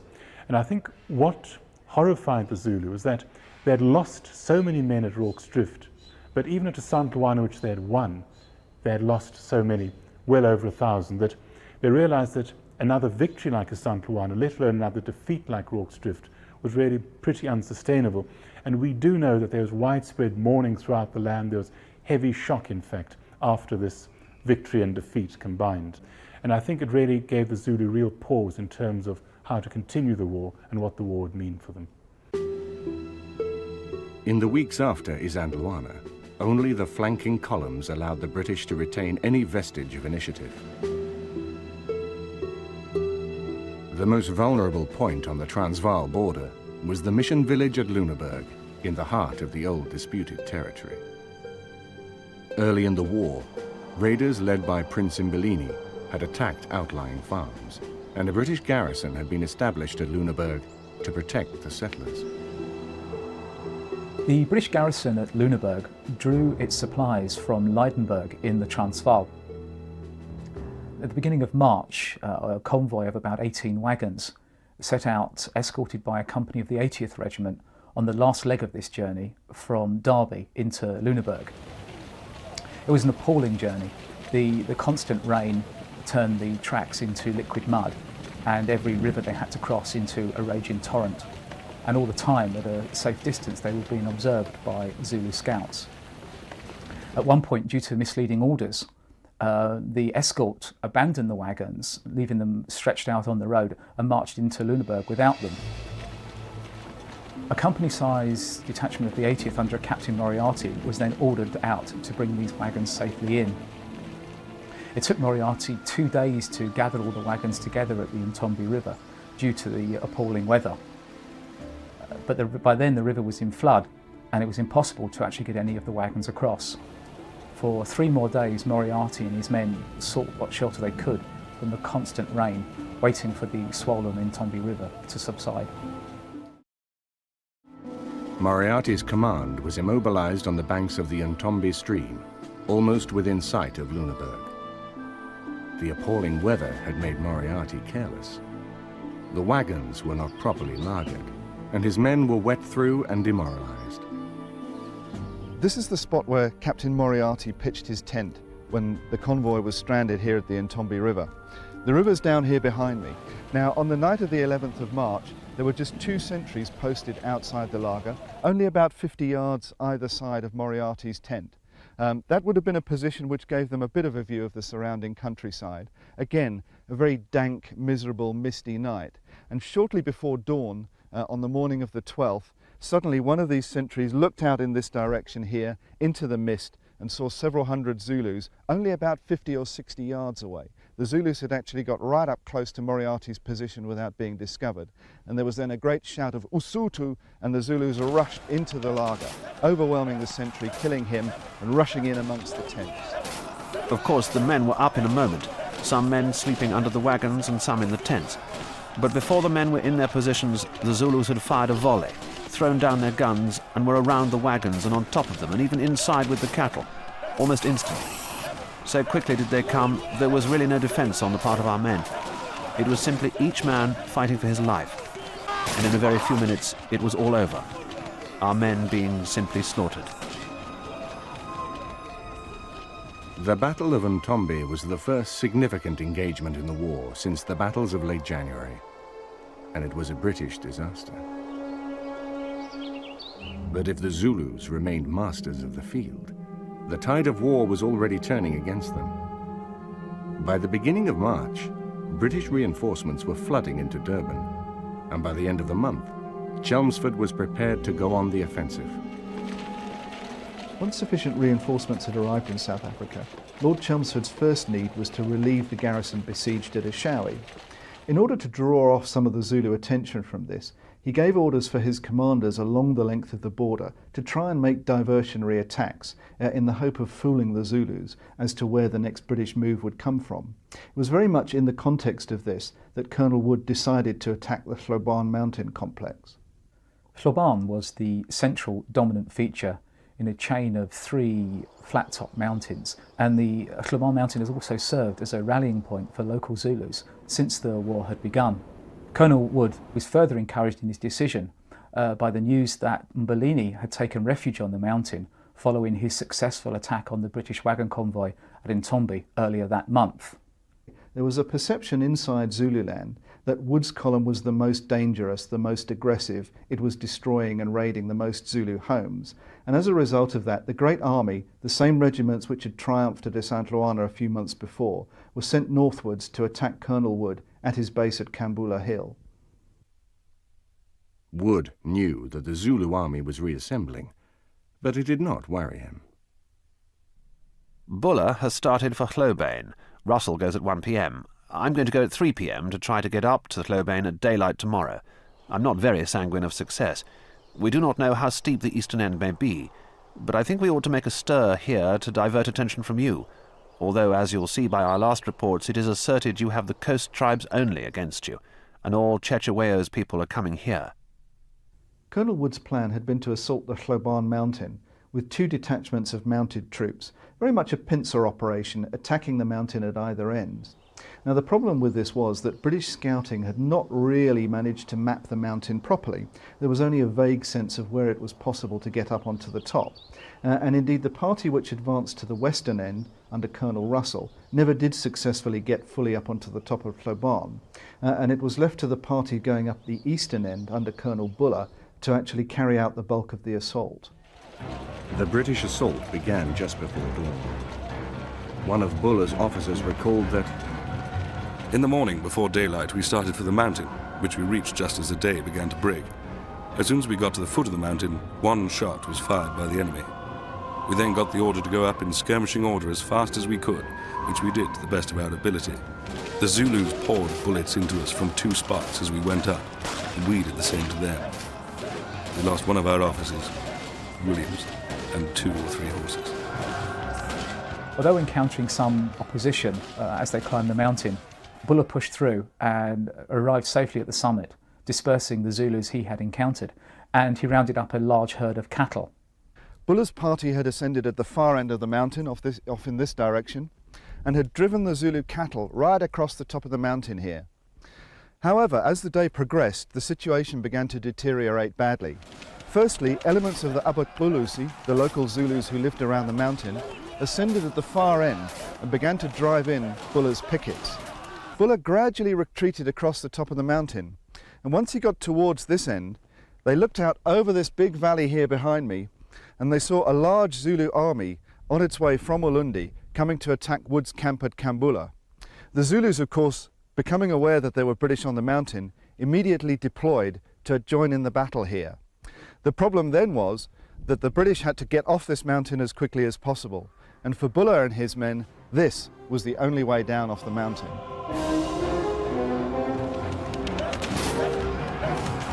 Pushing through to the edge of the pass and dismounting, I saw one man standing at my side. I also looked down and my blood turned cold. The pass was steep and narrow and choked with boulders. Zulus crawling over the huge rocks on either side were jabbing at the men and horses. Some of the men were shooting and some were using clubbed rifles and fighting their way down. Owing to the rocks on either side, the Zulus could not charge. The intervening space was almost filled with dead horses, dead men, white and black. "Do you think there's any chance of pushing through?" I asked the man next to me. "Not a hope," he replied. Placing the muzzle of his carbine in his mouth, he pulled the trigger. A lot of his brains and other soft stuff splashed on my neck. It was the last straw. I gave one yell, let go of the bridle of my pony, and bounded down into the pass.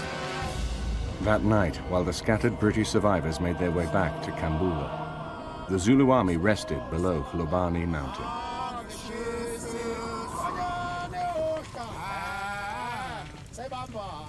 It was quite obvious to both sides that the Battle of Kambula would be a decisive one, even before it had begun. The British were certainly looking to reassert themselves in the aftermath of the disaster at Isandlwana. The Zulus, on the other hand, realised that should they win another victory of similar magnitude, the political advantages that might fall from that would be enormous. Both sides therefore went into this battle realising that victory was quite essential for the subsequent management of the war. And indeed, from the Zulu point of view, there's a certain amount of evidence that this realisation actually unsettled them before the attack and actually made them over-eager to get to grips with the enemy and eroded some of the discipline that would be necessary to win the victory itself. Wood's position was carefully chosen and well defended. A complex of wagon lagers and an entrenched redoubt built along the crest of a narrow ridge, which allowed for an open field of fire. About 3,000 men held the lager, and coming on to attack it was some 20 to 25,000 Zulus. Broad-chested, powerful fellows marching in their regiments, fresh from the great victory over the British troops at Isandlwana and from sweeping us like chaff from the Hlobane mountain the previous day. Wood spotted a fatal flaw in the Zulu approach. The right horn was in position before the rest of the army, and he provoked it into launching an unsupported attack. The white people came towards us on horseback. They commenced firing first, they retired, and we followed them. The horsemen galloped back as fast as they could to the camp. We followed and discovered ourselves almost close to the camp, into which we made the greatest possible effort to enter. The English fired their cannon and rockets, and we were fighting and attacking them for about an hour. Before the main body of the Zulu army came, we, the Ingoba, were lying prostrate. We were beaten. So many were killed that the few who were not killed were lying between dead bodies. So thick were the dead. The early repulse of the right horn effectively gave Wood the battle. For the rest of the afternoon, the Zulus made courageous but uncoordinated attacks on the camp. It was on this ridge behind me here that Colonel Wood built his camp in the aftermath of Chelmsford's defeat at Isandlwana. In the weeks preceding the Battle of Kambula in late March 1879, the fatigue parties clearing up the camp collected together all of the dung and the rubbish produced by the camp animals, and they actually cleared it away from the camp and piled it up. There was a great dung heap on the spot where I'm sitting here now. And with the heavy rain that preceded the Battle of Kambula, there was a big growth of grass and mealies on the top of this dung heap. And during the course of the battle, when the Zulu left horn attacked actually up the slope directly behind me here, numbers of Zulu snipers occupied this position, and they got down in amongst the long grass and the mealies, and they fired then across at the British positions. So this was really quite a dangerous spot as far as the British were concerned. Eventually, later in the battle, the British actually directed their volleys from the main cattle lager over there, not into the long grass at the top where the snipers of course were hiding, but actually into the dung itself. Of course it was very soft, being only an accumulation of animal rubbish and debris. And the volleys from the camp then actually smashed through all of this dung, scattered it, killed a lot of the Zulus here, and generally flattened the position. The Undine regiment managed to get into the cattle lager, but were driven out again. We could not stand against the fire and had to retreat. The two regiments formed the horns were quite exhausted and useless, and we could not properly surround the position. We lost far more men at Kambula than Isandlwana. At about 5:15, the Zulus began to retreat, and the British gave chase. For fully 7 miles, I chased 2 columns of the enemy. They fairly ran like bucks, but I was after them like a whirlwind and shooting incessantly into the thick column, which could not have been less than 5,000 strong. They became exhausted, and shooting them down would have taken too much time. So we took the assegais from the dead men and rushed among the living ones, stabbing them right and left with fearful revenge for the misfortunes of yesterday. No quarter was given. The British in the Anglo-Zulu War have often been called very barbaric in the way they treated the Zulu, especially in pursuit, especially after they defeated them. And indeed, that is quite true. But this was a feature of the war.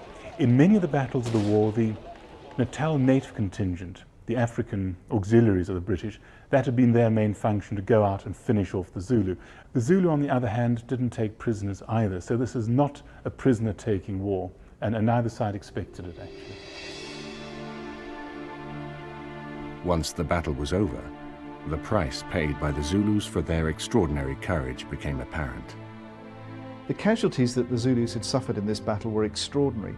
Over 785 Zulu bodies were collected around the British camp at the end of the fighting, and indeed hundreds more lay out on the line of retreat, where they had been killed in this fairly ruthless pursuit. It's estimated that at least 1,000, possibly as many as 2,000 Zulus were killed. And at the end of the day, the Zulu army was demoralised, exhausted, and really it collapsed. It broke up into its component parts, and the warriors simply went home, rather than go and report to the king, as was traditional under such circumstances. For King Cetshwayo, the Battle of Kambula confirmed a terrible truth which he had suspected from the beginning. The king was very angry when we went back. He said we were born warriors and yet allowed ourselves to be defeated in every battle, and soon the English would come and take him. For the Zulu people, the tragedy had scarcely begun.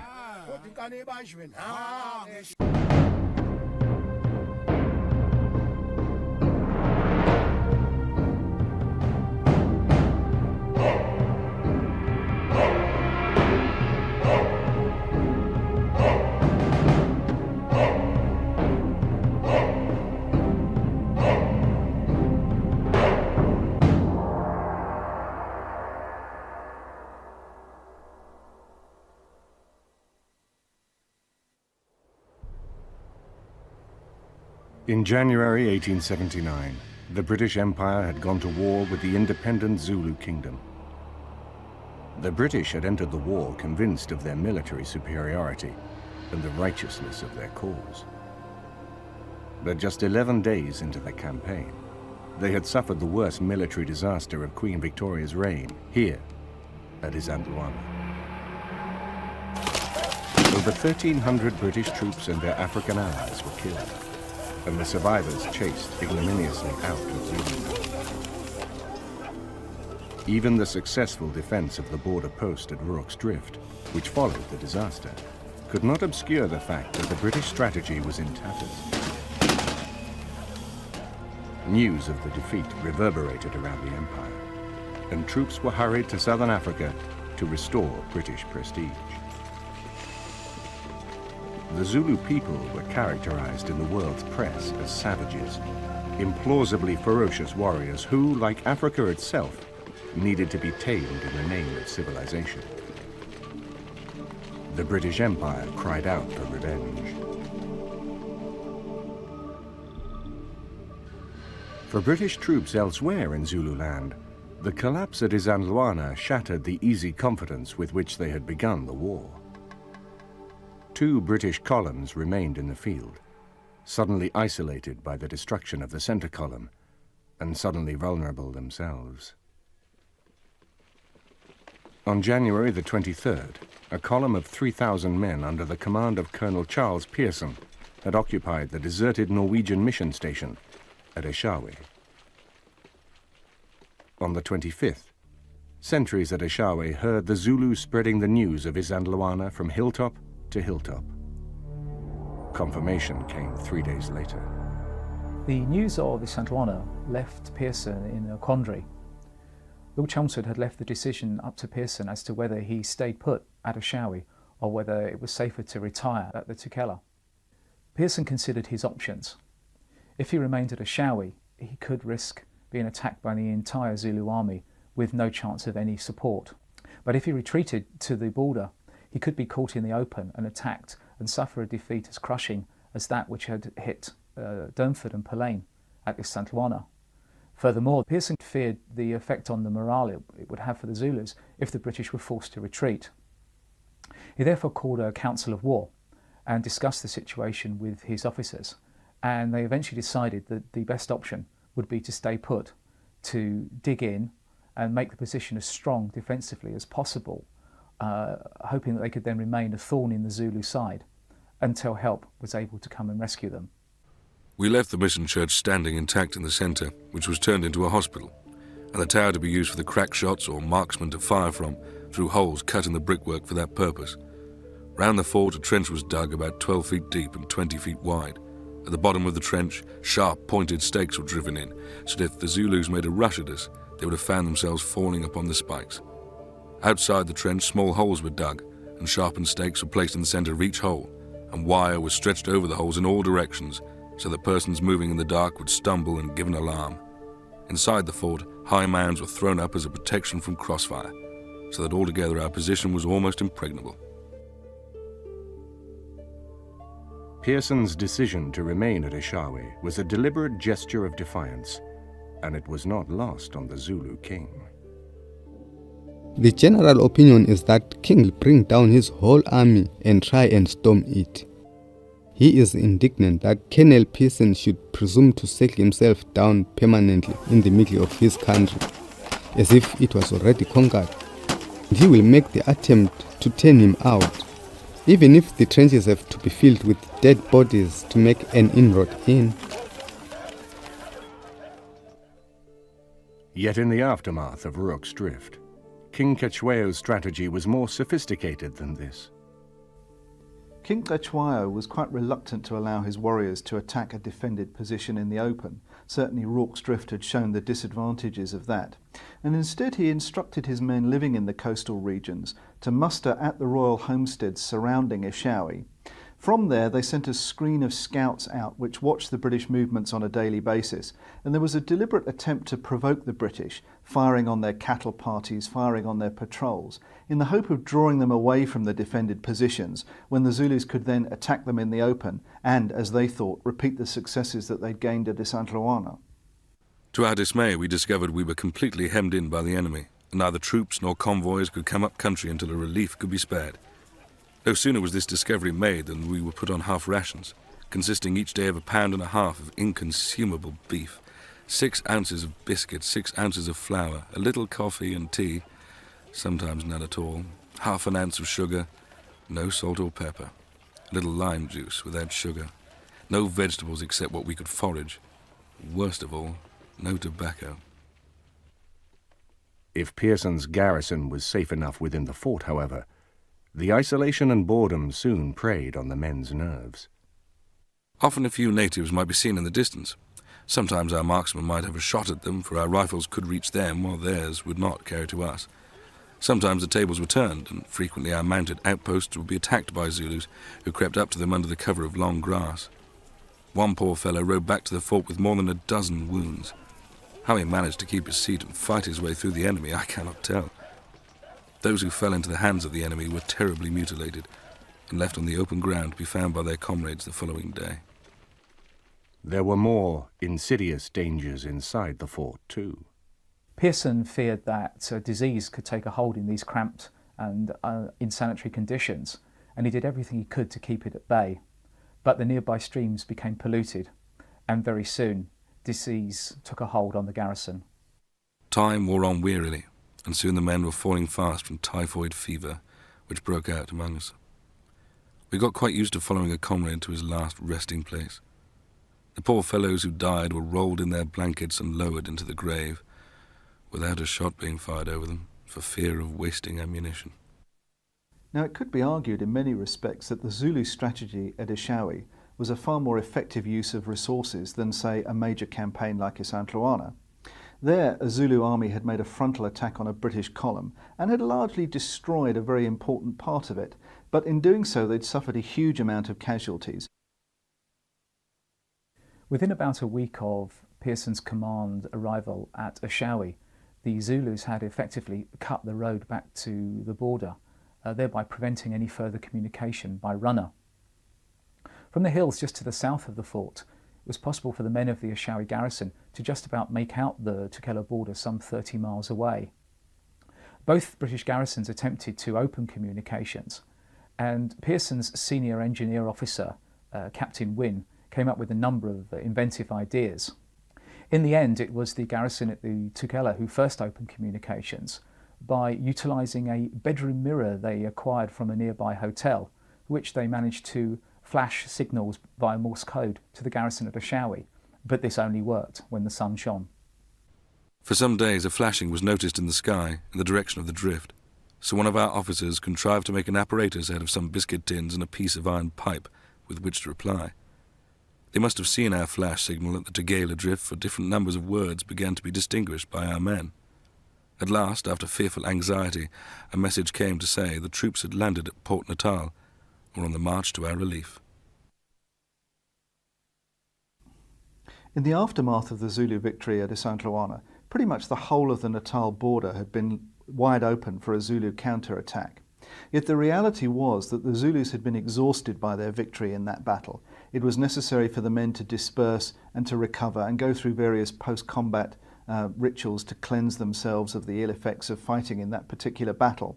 And so although the strategic advantage had lain very much with the Zulu king Cetshwayo, he wasn't physically able to exploit it at that period. That, in a sense, allowed the initiative to slip to the British, and reinforcements were then rushed into South Africa. And of course, Lord Chelmsford was then in a position to regroup and to mount a fresh assault to retrieve Pearson's column besieged at Eshowe, without the Zulus first gaining any advantage from their earlier victory. Lord Chelmsford was determined not to repeat the mistakes of the Isandlwana campaign, when he had clearly underestimated the abilities of the Zulu army. During the Eshowe relief expedition, he adopted the traditional Boer laager defence system, which involved drawing the wagons together to form a tight defensive barricade at the end of each day's march. Whereas the Boers had favoured a traditional circular defence, Chelmsford chose a more easily manageable square formation. So at the end of each day's march, the wagons would be laagered, and then a shelter trench would be dug about 15 yards outside the wagons. The earth from this trench would be piled up just inside to form a rampart. All the transport oxen would be driven inside for their own protection, and when the stand to was sounded, all the men would line the rampart 3 or 4 deep. Once in position, this was a very effective defensive formation. It was very clear to the Zulu scouts that the British were mustering a fresh column on the Tugela River. Their response was to muster between the Inyezane hills and the border, very much blocking the road between Eshowe and the point where Lord Chelmsford would begin his march to relief. There were possibly about 12,000 Zulus from various amabuto, mostly men living in the coastal districts, who camped in the foothills of the Inyezane heights just below Eshowe, waiting for Lord Chelmsford to advance, in the hope actually of destroying the British column before it made the final ascent of the hills to relieve Eshowe. On the 1st of April, Chelmsford camped on an open rise known as Gingindlovu, near the Inyezane River. It was a wet night, and the following dawn brought with it an awesome sight. About 6 o'clock on Wednesday morning, the 2nd of April, a shout ran round our entrenchment. "Stand to your arms!" The bugle sounded the alarm, and everyone bounded into his place. Close by me was one of our natives, his eyes fixed with the look of a hawk, while with one hand he pointed towards the Inyezane valley and said to me, "Impi." It was a Zulu army. For many of those inside the British square, who had not yet seen the Zulus in action, the sight of their approach was mesmerizing. They surrounded us. Then began the most splendid piece of skirmishing I ever beheld. No whites ever did or ever could skirmish in the magnificent perfection of the Zulus. Unencumbered by much clothing, in the prime of life, and as brave as it is possible for any man to be, they bounded forward towards us from all sides, rushing from cover to cover, gliding like snakes through the grass, and turning to good account every bush, every mound, every particularly high patch of grass between us and them, and firing upon us, always from concealment. Yet Chelmsford had learned the lesson of Isandlwana well. There were no gaps in the British square at Gingindlovu. Once it was clear that the Zulu attack had run its course, Lord Chelmsford ordered his cavalry out to turn the Zulu retreat into a rout. The British pursuit was ruthless. Any fleeing Zulus the mounted men came across were instantly cut down, and no quarter was given. The British had felt a very real need for revenge after Isandlwana. The Zulus rarely took prisoners and had killed everyone they encountered at that battle, and this had preyed on the minds of all those campaigning in Zululand. After Gingindlovu, many men felt a great sense of relief, and some confidence was restored to those who had been haunted by the destruction at Isandlwana. Their bravest men had not breath to run away, and they perished. Let me draw a veil over that last part of the scene. Chivalry ends when pursuit begins, but the dire necessities of war oblige that a defeated army shall also be dispersed so that it shall never fight again. It is called consummating the victory. All the bodies within 1,000 yards of us were ordered to be buried at once, and they numbered 471. Such fine fellows, Herculean limbs and high, intelligent foreheads. But the British public's notion of Zulus is its notion of all black races, and that notion is of the savage. The battle had been clearly visible to Pearson's men. All day long we were waiting patiently for the long-expected assistance. At last, about 9 o'clock at night, we heard the bagpipes of the 91st Highlanders. On they came, playing the Campbells Are Coming. Cheer upon cheer resounded in the still night. And when our friends arrived, the first question from the Eshowe garrison was, "Have you got any tobacco?" Oh, that smoke. I do not think any of our men will ever forget it. Even before Lord Chelmsford had relieved Eshowe, he'd taken the strategic decision not to hold the post. As far as he was concerned, it was far too vulnerable to any kind of Zulu counter-attack. It was simply too far into Zulu territory. And his idea was to withdraw from Eshowe much closer to the border, and then as further reinforcements came in, he would be able to build up a whole new invasion force. This was, of course, a view that greatly disappointed Pearson's men who'd endured the siege. They'd been for 3 months under very difficult circumstances, and they had at least hoped that when Chelmsford arrived, the position that they'd held would be secure.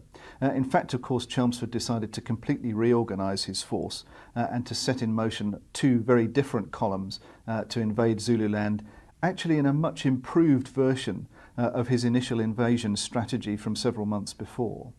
By the middle of April, Chelmsford's troops were largely back at the border, exactly where he had started 4 months before. Yet the underlying reality of the war was very different.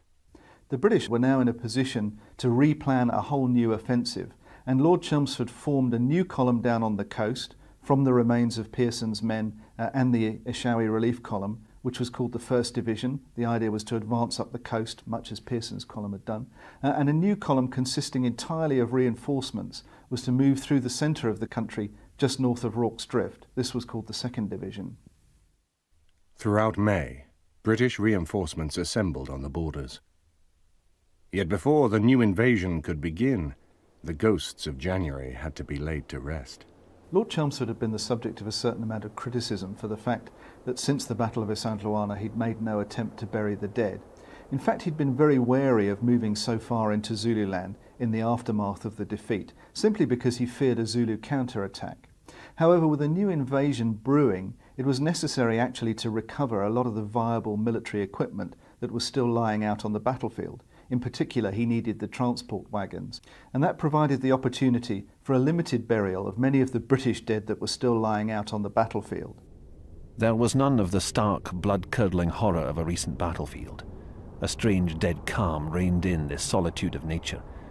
Green had grown luxuriantly round the wagons, sprouting from the seed that had dropped from the loads, and so long in most places had grown the grass that it mercifully shrouded the dead, whom 4 long months tomorrow we had left unburied. As one strayed aimlessly about, one stumbled in the grass over skeletons that rattled to the touch. In a patch of long grass near the flank of the camp lay Colonel Durnford's body, the long moustache still clinging to the withered skin of the face. By the end of May, the new columns were in position. That a new British offensive was imminent was obvious enough to the Zulu scouts who watched the border. On the 1st of June, the 2nd Division crossed into Zulu territory, and the new invasion began. And immediately there was a fresh and entirely unexpected disaster for the British. The Prince Imperial arrived in the aftermath of Lord Chelmsford's victory at Gingindlovu.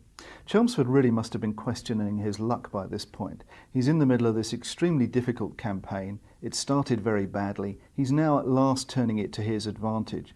And suddenly he's saddled with a celebrity tourist who's been dumped on him by the authorities back home. The prince, of course, was the last legitimate heir to the Bonaparte throne in France, and he'd fetched up in the United Kingdom by a very strange series of circumstances. Chiefly the imperial family had been chased out of France during the Franco-Prussian War in 1870, and the young prince had been allowed to train as a British officer. When the Zulu War broke out, he'd managed to wangle an attachment to Lord Chelmsford's staff, but had gone out to Zululand without any official rank and with no official standing. This was surely exactly what Lord Chelmsford didn't need at this stage of the war. And what's more, the Prince Imperial turned out to be quite reckless. When scouting parties were sent out to prepare for the new invasion routes, the Prince had ridden out several times and very nearly got himself into trouble by his propensity to chase after Zulu scouts waving his great-uncle's sword.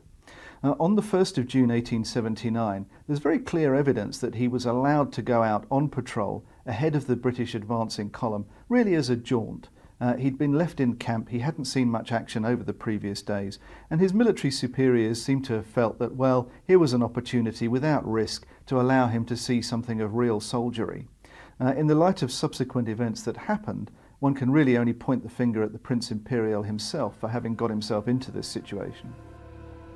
The patrol had stopped to rest at a deserted Zulu homestead several miles ahead of the column. It was a hot day, and the Prince dozed in the shade.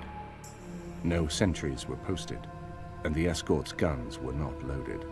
We were watching as a scout, and we saw the white men coming late in the afternoon. When we got near to them, we fired many shots, but they all missed.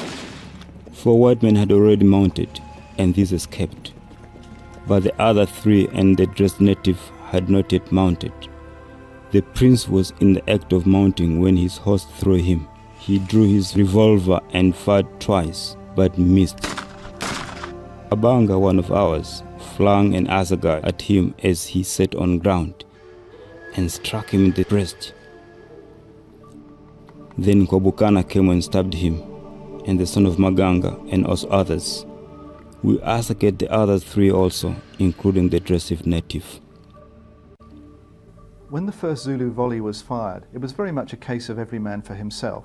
The British patrol simply fell apart. Even the Prince Imperial, after all, was running away when he was attacked. Lieutenant Carey had ridden across the Donga and had gone for several hundred yards beyond before one of his men pointed out to him that the Prince appeared to be down and was certainly missing. At that point there was a terrible shock amongst the party at the realization that, of all people, one of the casualties appeared to be the Prince Imperial of France. The Prince's naked body was recovered the next morning. Chelmsford ordered a funeral service to be attended by the entire column. Lord Chelmsford's initial reaction was to bury the body of the Prince Imperial in the field, as of course fallen British soldiers traditionally were. His staff pointed out to him that that was politically inadvisable, however, and he agreed then to send it home, and the body was carried with great procession down from the lines of communication, down through the colonial capital at Pietermaritzburg, down to Durban, where it was put on board a ship and actually sent home to England. By the time it arrived in England, the news, of course, had saturated the British press, and huge crowds gathered to greet the body when it was landed, and indeed to follow it to its final place of rest at Chislehurst in Kent, where the imperial family had lived in exile. Indeed, the sense of outrage felt by the British public over the death of the Prince Imperial was far greater than that was experienced by the disaster at Isandlwana 6 months before. Would he have gone on to become the Emperor Napoleon IV in his day? Would he, as seems far more likely, have lived out a rather empty life in exile in London, waiting for a call that never came? These issues continued to dominate certainly British and French political argument for some time after the Zulu War. But the fact remains that in terms of the campaign itself, this was a very minor incident. It was really only the celebrity of the Prince itself that added any kind of interest to it at all. Similar skirmishes had gone on before in Zululand, and indeed would go on afterwards. In Zululand, the war had moved on. By the end of June, Chelmsford's columns had advanced deep into Zululand.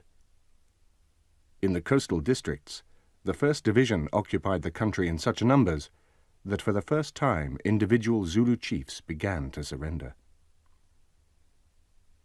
The combined 2nd Division and Flying Column, meanwhile, had pressed on in the face of constant skirmishing.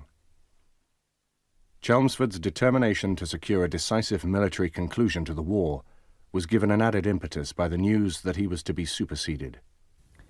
The reasons that the British government finally lost faith in Lord Chelmsford had very little to do with his conduct of the war in the field. In fact, by the middle period of the war, there was a distinct breakdown in communications between Lord Chelmsford and the civil authorities in Natal. Much of this had to do with the use of colonial troops and certainly the escalating cost of transport and the difficulties of acquiring civilian transport from Natal. And it was actually these issues which seemed to the government in London to make it extremely difficult for Chelmsford to carry on as a commander. And as a result, the government sent out somebody to supersede him, General Sir Garnet Wolseley, very up-and-coming, thrusting young officer with a reformist attitude, very much a darling of the Victorian public, who was sent out with full civil and military powers, really to resolve these complications and actually get the war back on track. On the 26th of June, the British came for the first time within sight of the Emakosini Valley, the sacred heartland of the Zulu Kingdom, where King Shaka's ancestors were buried. British troops scoured the valley, destroying some of the most venerable royal homesteads in the country.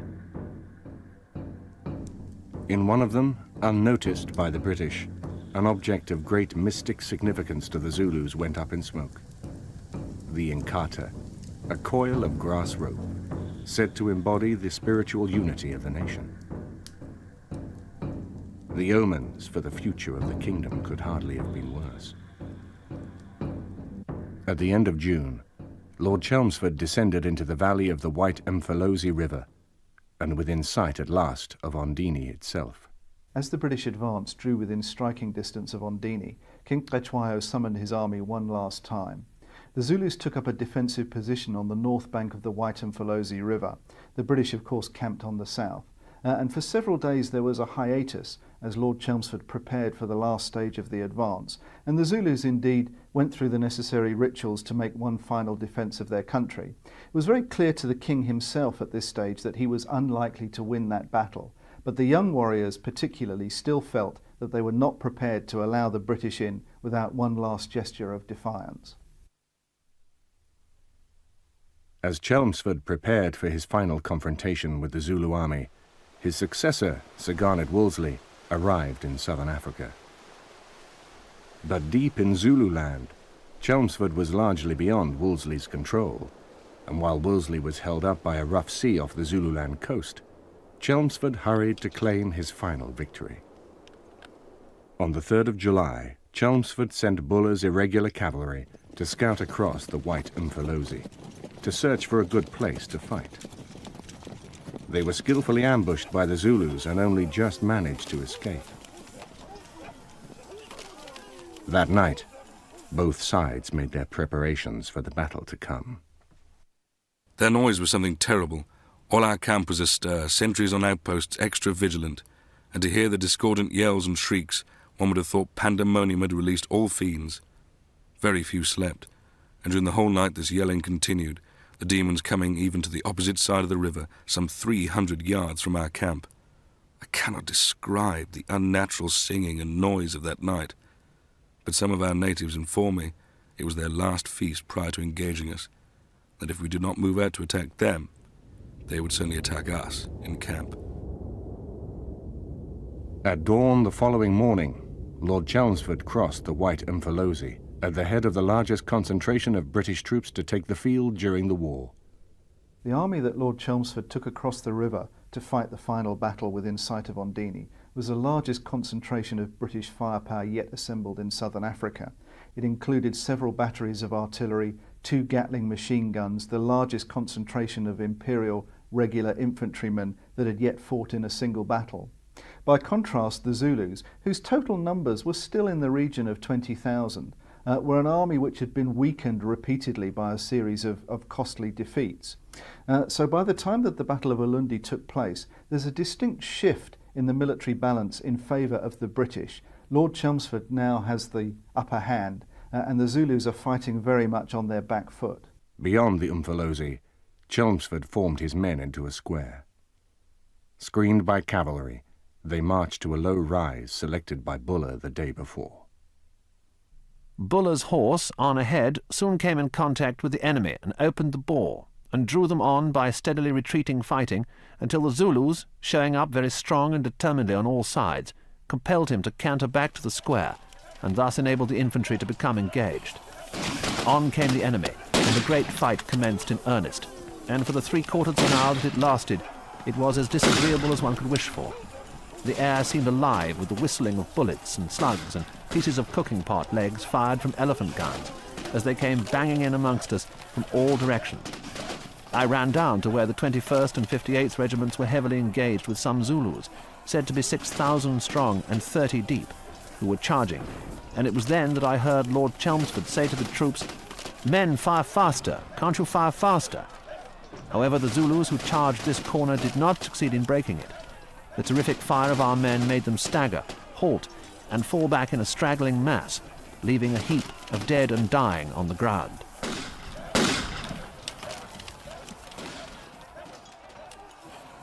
After the battle was over, some of the men of Wood's flying column, who'd faced the Zulus at the Battle of Kambula, suggested that the Zulu attacks at Ulundi weren't so as intense as they had been in the earlier battles. There may have been some truth to this. Certainly the repeated hammer blows of the earlier battles had begun to sap the Zulu confidence. Even the extraordinary bravery of the Zulu warriors was beginning to falter by the time they had to face the concentrated British firepower here at Ulundi. Yet to some extent, this was a political element introduced by the flying column to play up their own victory at Kambula and play down Lord Chelmsford's victory at Ulundi. In fact, the war correspondent Melton Pryor, who'd witnessed some of the Zulu attacks from inside the square here, walked over to the line afterwards and paced out to where the nearest Zulu bodies lay. He found that the nearest Zulus had died just 10 paces from the British line. When the Zulu attacks began to falter, Lord Chelmsford ordered his cavalry, the 17th Lancers and Irregulars, to chase them from the field. In one movement, the lances dropped to the right side of the horses' necks, the steel heads pointing straight at the mass of retreating Zulus. As the big horses bounded forward and thundered into them, each lance point pierced the Zulu in front of it. The man fell, and as the horse passed on beyond him, the lance was withdrawn, lifted, and thrust forward into another Zulu in front. The Anglo-Zulu War remained a war without prisoners to the very end. So ended the fight at Ulundi. We all at once crowded around to congratulate the chief. The soldiers cheered the generals, and everyone rejoiced. Our total loss was 1 officer and 10 men killed, 19 officers and 69 men wounded, 28 horses killed and 45 wounded. The Zulus, whose total strength that day was certainly over 20,000, were estimated to have lost 1,500. Chelmsford allowed his officers to ride to Ondini, and after looting it of curiosities, they set it on fire. Every royal homestead within reach of the troops was destroyed. The heart of the Zulu Kingdom was reduced to ashes. There is an argument which says that the Battle of Ulundi, as the British called it, was unnecessary from a strategic point of view, that it was actually clear to both sides that the war was really already over and that the British had won. Yet that rather misses the point that both sides needed to have that message underlined. The British needed to prove their victory, and the Zulus needed to make their last gesture in defence of their homeland. Once the battle was over, however, it was very clear to the majority of the population of Zululand very quickly that the fighting was over and that the Zulus had lost. For Lord Chelmsford, the Battle of Ulundi was a personal vindication that wiped clean the stain of defeat at Isandlwana. Within days of the victory, he had resigned his command. Sir Garnet Wolseley was welcome to what remained of the war. King Cetshwayo himself had not stayed to witness the battle. He had listened to the noise from a distance, and when the first defeated warriors passed him, he covered his head with his cloak in despair. Then he quietly walked away. For 2 months, the British pursued him, until on the 28th of August, he was captured by British dragoons at a remote homestead in northern Zululand. He was taken under heavy escort to Wolseley's camp at Ondini. Already by the time King Cetshwayo arrived in Sir Garnet Wolseley's camp near the burnt-out ruins of the old Ondini homestead, Wolseley had decided that he was going to send the king into exile. There was no place for him in the new British-run scheme of things in Zululand, and King Cetshwayo was sent down to Port Durnford on the Zululand coast to be loaded into a steamer and shipped off to exile in Cape Town, where, it was hoped, he would be away from Zululand and all influence on Zulu politics thereafter. The Anglo-Zulu War was over. For the Zulus, the reality of defeat was already obvious. It shines in the eyes of all the people. The Zulu is tired. The black elephant trumpets to the wind, and no one trembles. No longer will the earth shake, for his feet will not tread upon it. The bones of our kings are crumbling. Nothing but death conquers the white man. The war had cost the lives of nearly 2,000 British troops and their African allies in action, while more than 300 died of disease. The British Exchequer had paid out over £5 million. At least 8,000 Zulus had died defending their country, and thousands more were badly injured. The king was deposed, the great centers of royal authority razed to the ground. Hundreds of ordinary civilian homesteads had been burnt, and thousands of cattle carried away by the victors. Had it all been worth it? The invasion of Zululand, of course, had been very much a part of the whole British forward policy that was implicit in the programme of confederation. That had died to a large extent on the battlefield of Isandlwana, when all sorts of political questions were raised about the confederation policy. Once the war was over, the British government was very keen to withdraw from Zululand as quickly as possible, and hence the idea to divide it up amongst client kingdoms who would serve British interests without actually involving British administrators, taxation or troops. These were men who were appointed by Sir Garnet Wolseley partly on the basis that they represented the old pre-Shakan kingdoms. There was a very real sense of trying to break Zululand up into its component parts, but that ignored the impact that the Zulu royal house had had on the country over a period of 60 years. And in fact what happened was that these appointees were often largely regarded as traitors by the people that they were set to rule over. He fought here against the British, but afterwards the people have turned and say, no, we have fought at Isandlwana, so I want my own land. But not even a piece of a land. He was actually wanted to be a king, which is wrong. The new Zulu elite reacted firmly to any sign of support for the old order.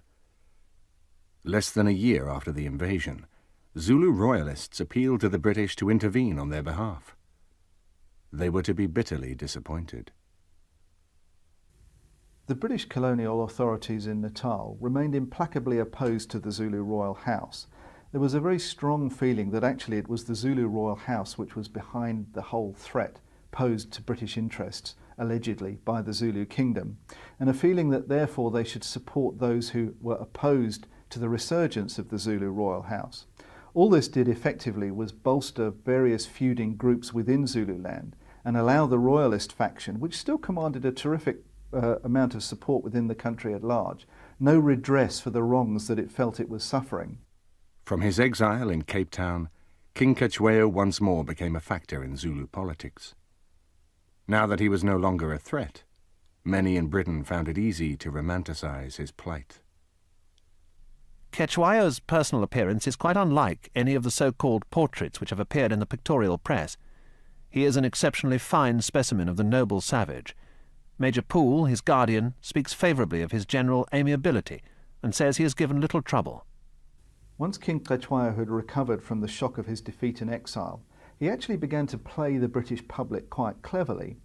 From his position in exile at Cape Town, he entertained a lot of quite influential tourists. He became a stopping off point on assorted lords, ladies, gentlemen, politicians' trip round Africa, and a certain amount of sympathy for his plight was engendered, which he very carefully encouraged to sow the seed of doubt both in the British administration at home and amongst the public at large, that there had been something fundamentally unjust about the invasion of Zululand, and that certainly the post-war policies were in need of careful consideration.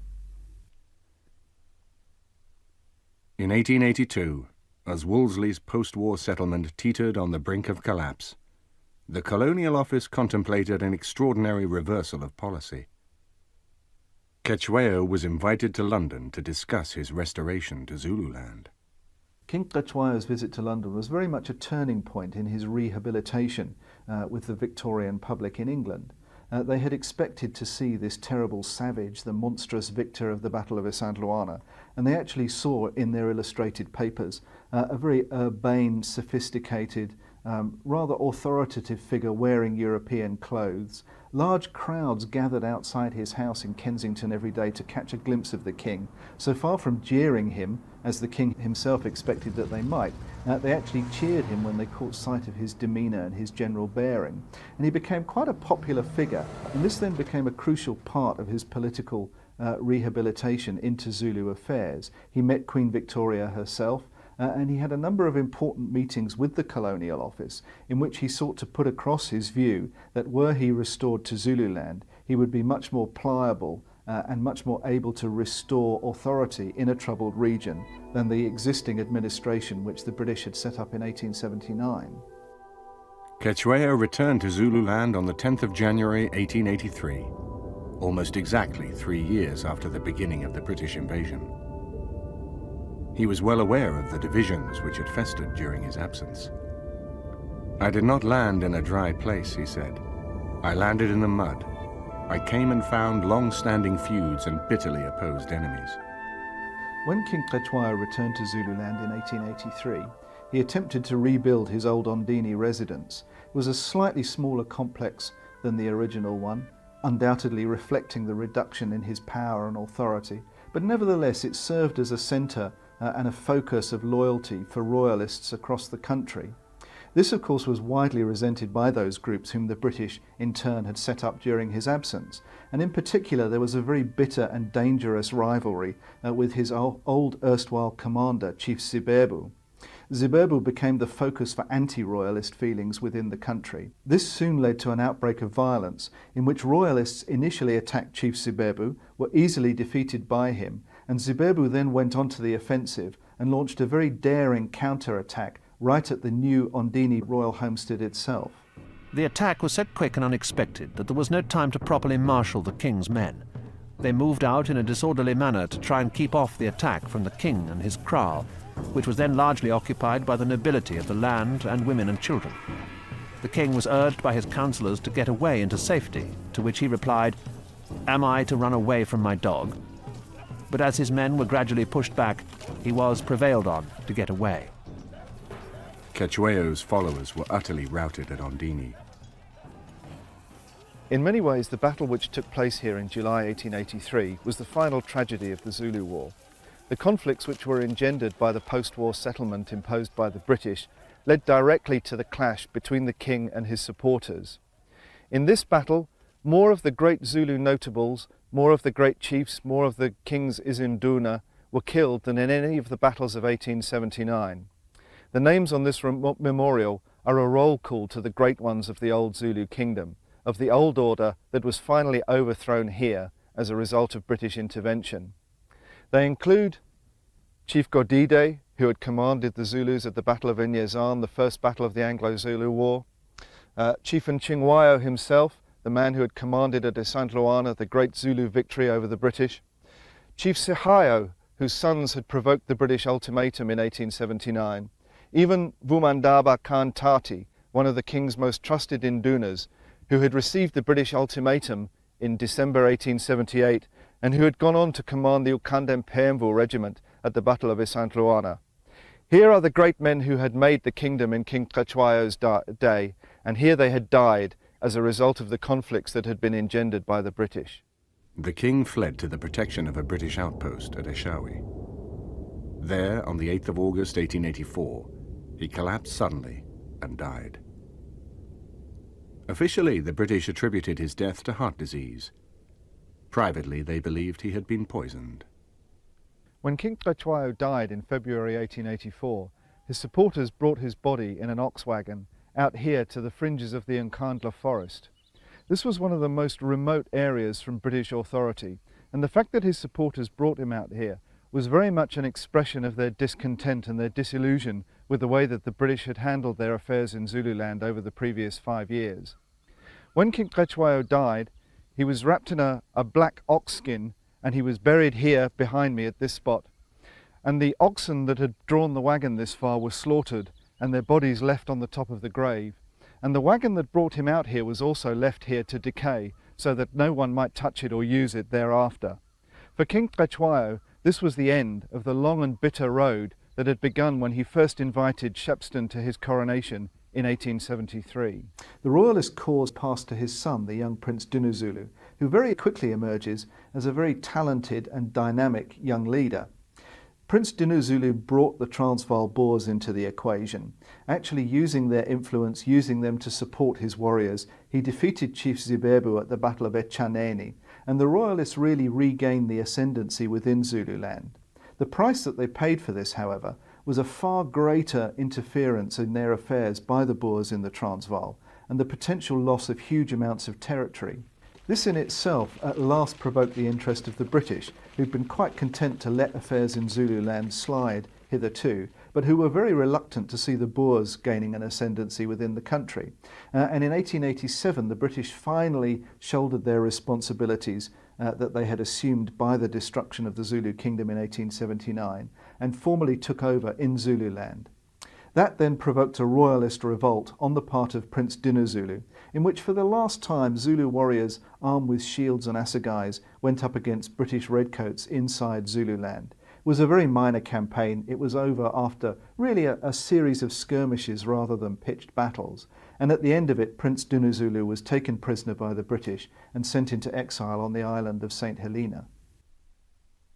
In the aftermath of the 1888 rebellion, Zululand was open to white settlement. Ordinary Zulus now found themselves forced by taxation to work for white masters, rather than their own kings. There was to be just one last attempt to reverse the tide of white supremacy. In 1906, the imposition of a poll tax by the authorities in Natal provoked a chief named Bambatha to rebel. What I remember, my grandfather went to the battlefield with the Majozi regime, and they fought, but they lose because even Bambatha has captured even Silwane, son of Phakade, son of Chief Phakade of the Matunus at Msinga, across the Tugela River. They just disappeared. Although the rebellion of 1906 actually started in colonial Natal rather than Zululand proper, and owed its origins to a very specific set of grievances against colonial rule, there was a sense in which it sought to draw on the heroic traditions of the Zulu royal house. When Chief Bambatha fled into Zululand, one of the few Zulu chiefs who actually rose to support his rebellion was our old friend Mehluka Zulu.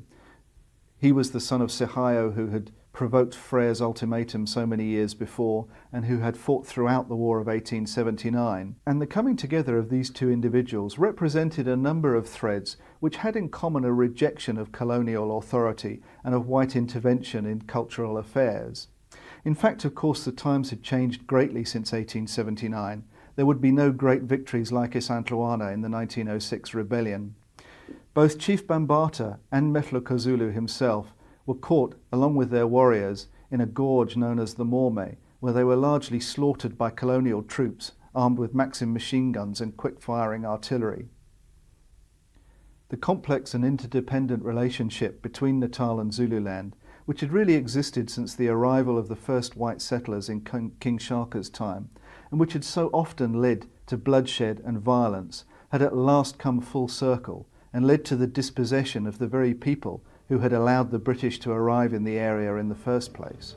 From the point of view of those who have experienced 2 world wars with their widespread bloodshed and devastation, the story of the Zulu War of 1879 reads like that of a series of skirmishes carried on in an unimportant country for obscure reasons.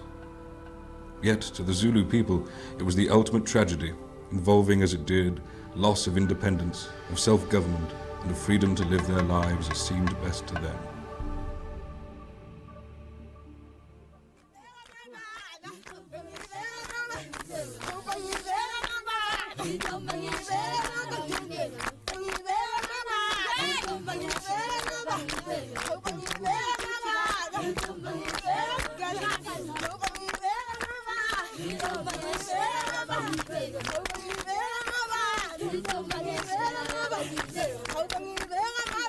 Intombi.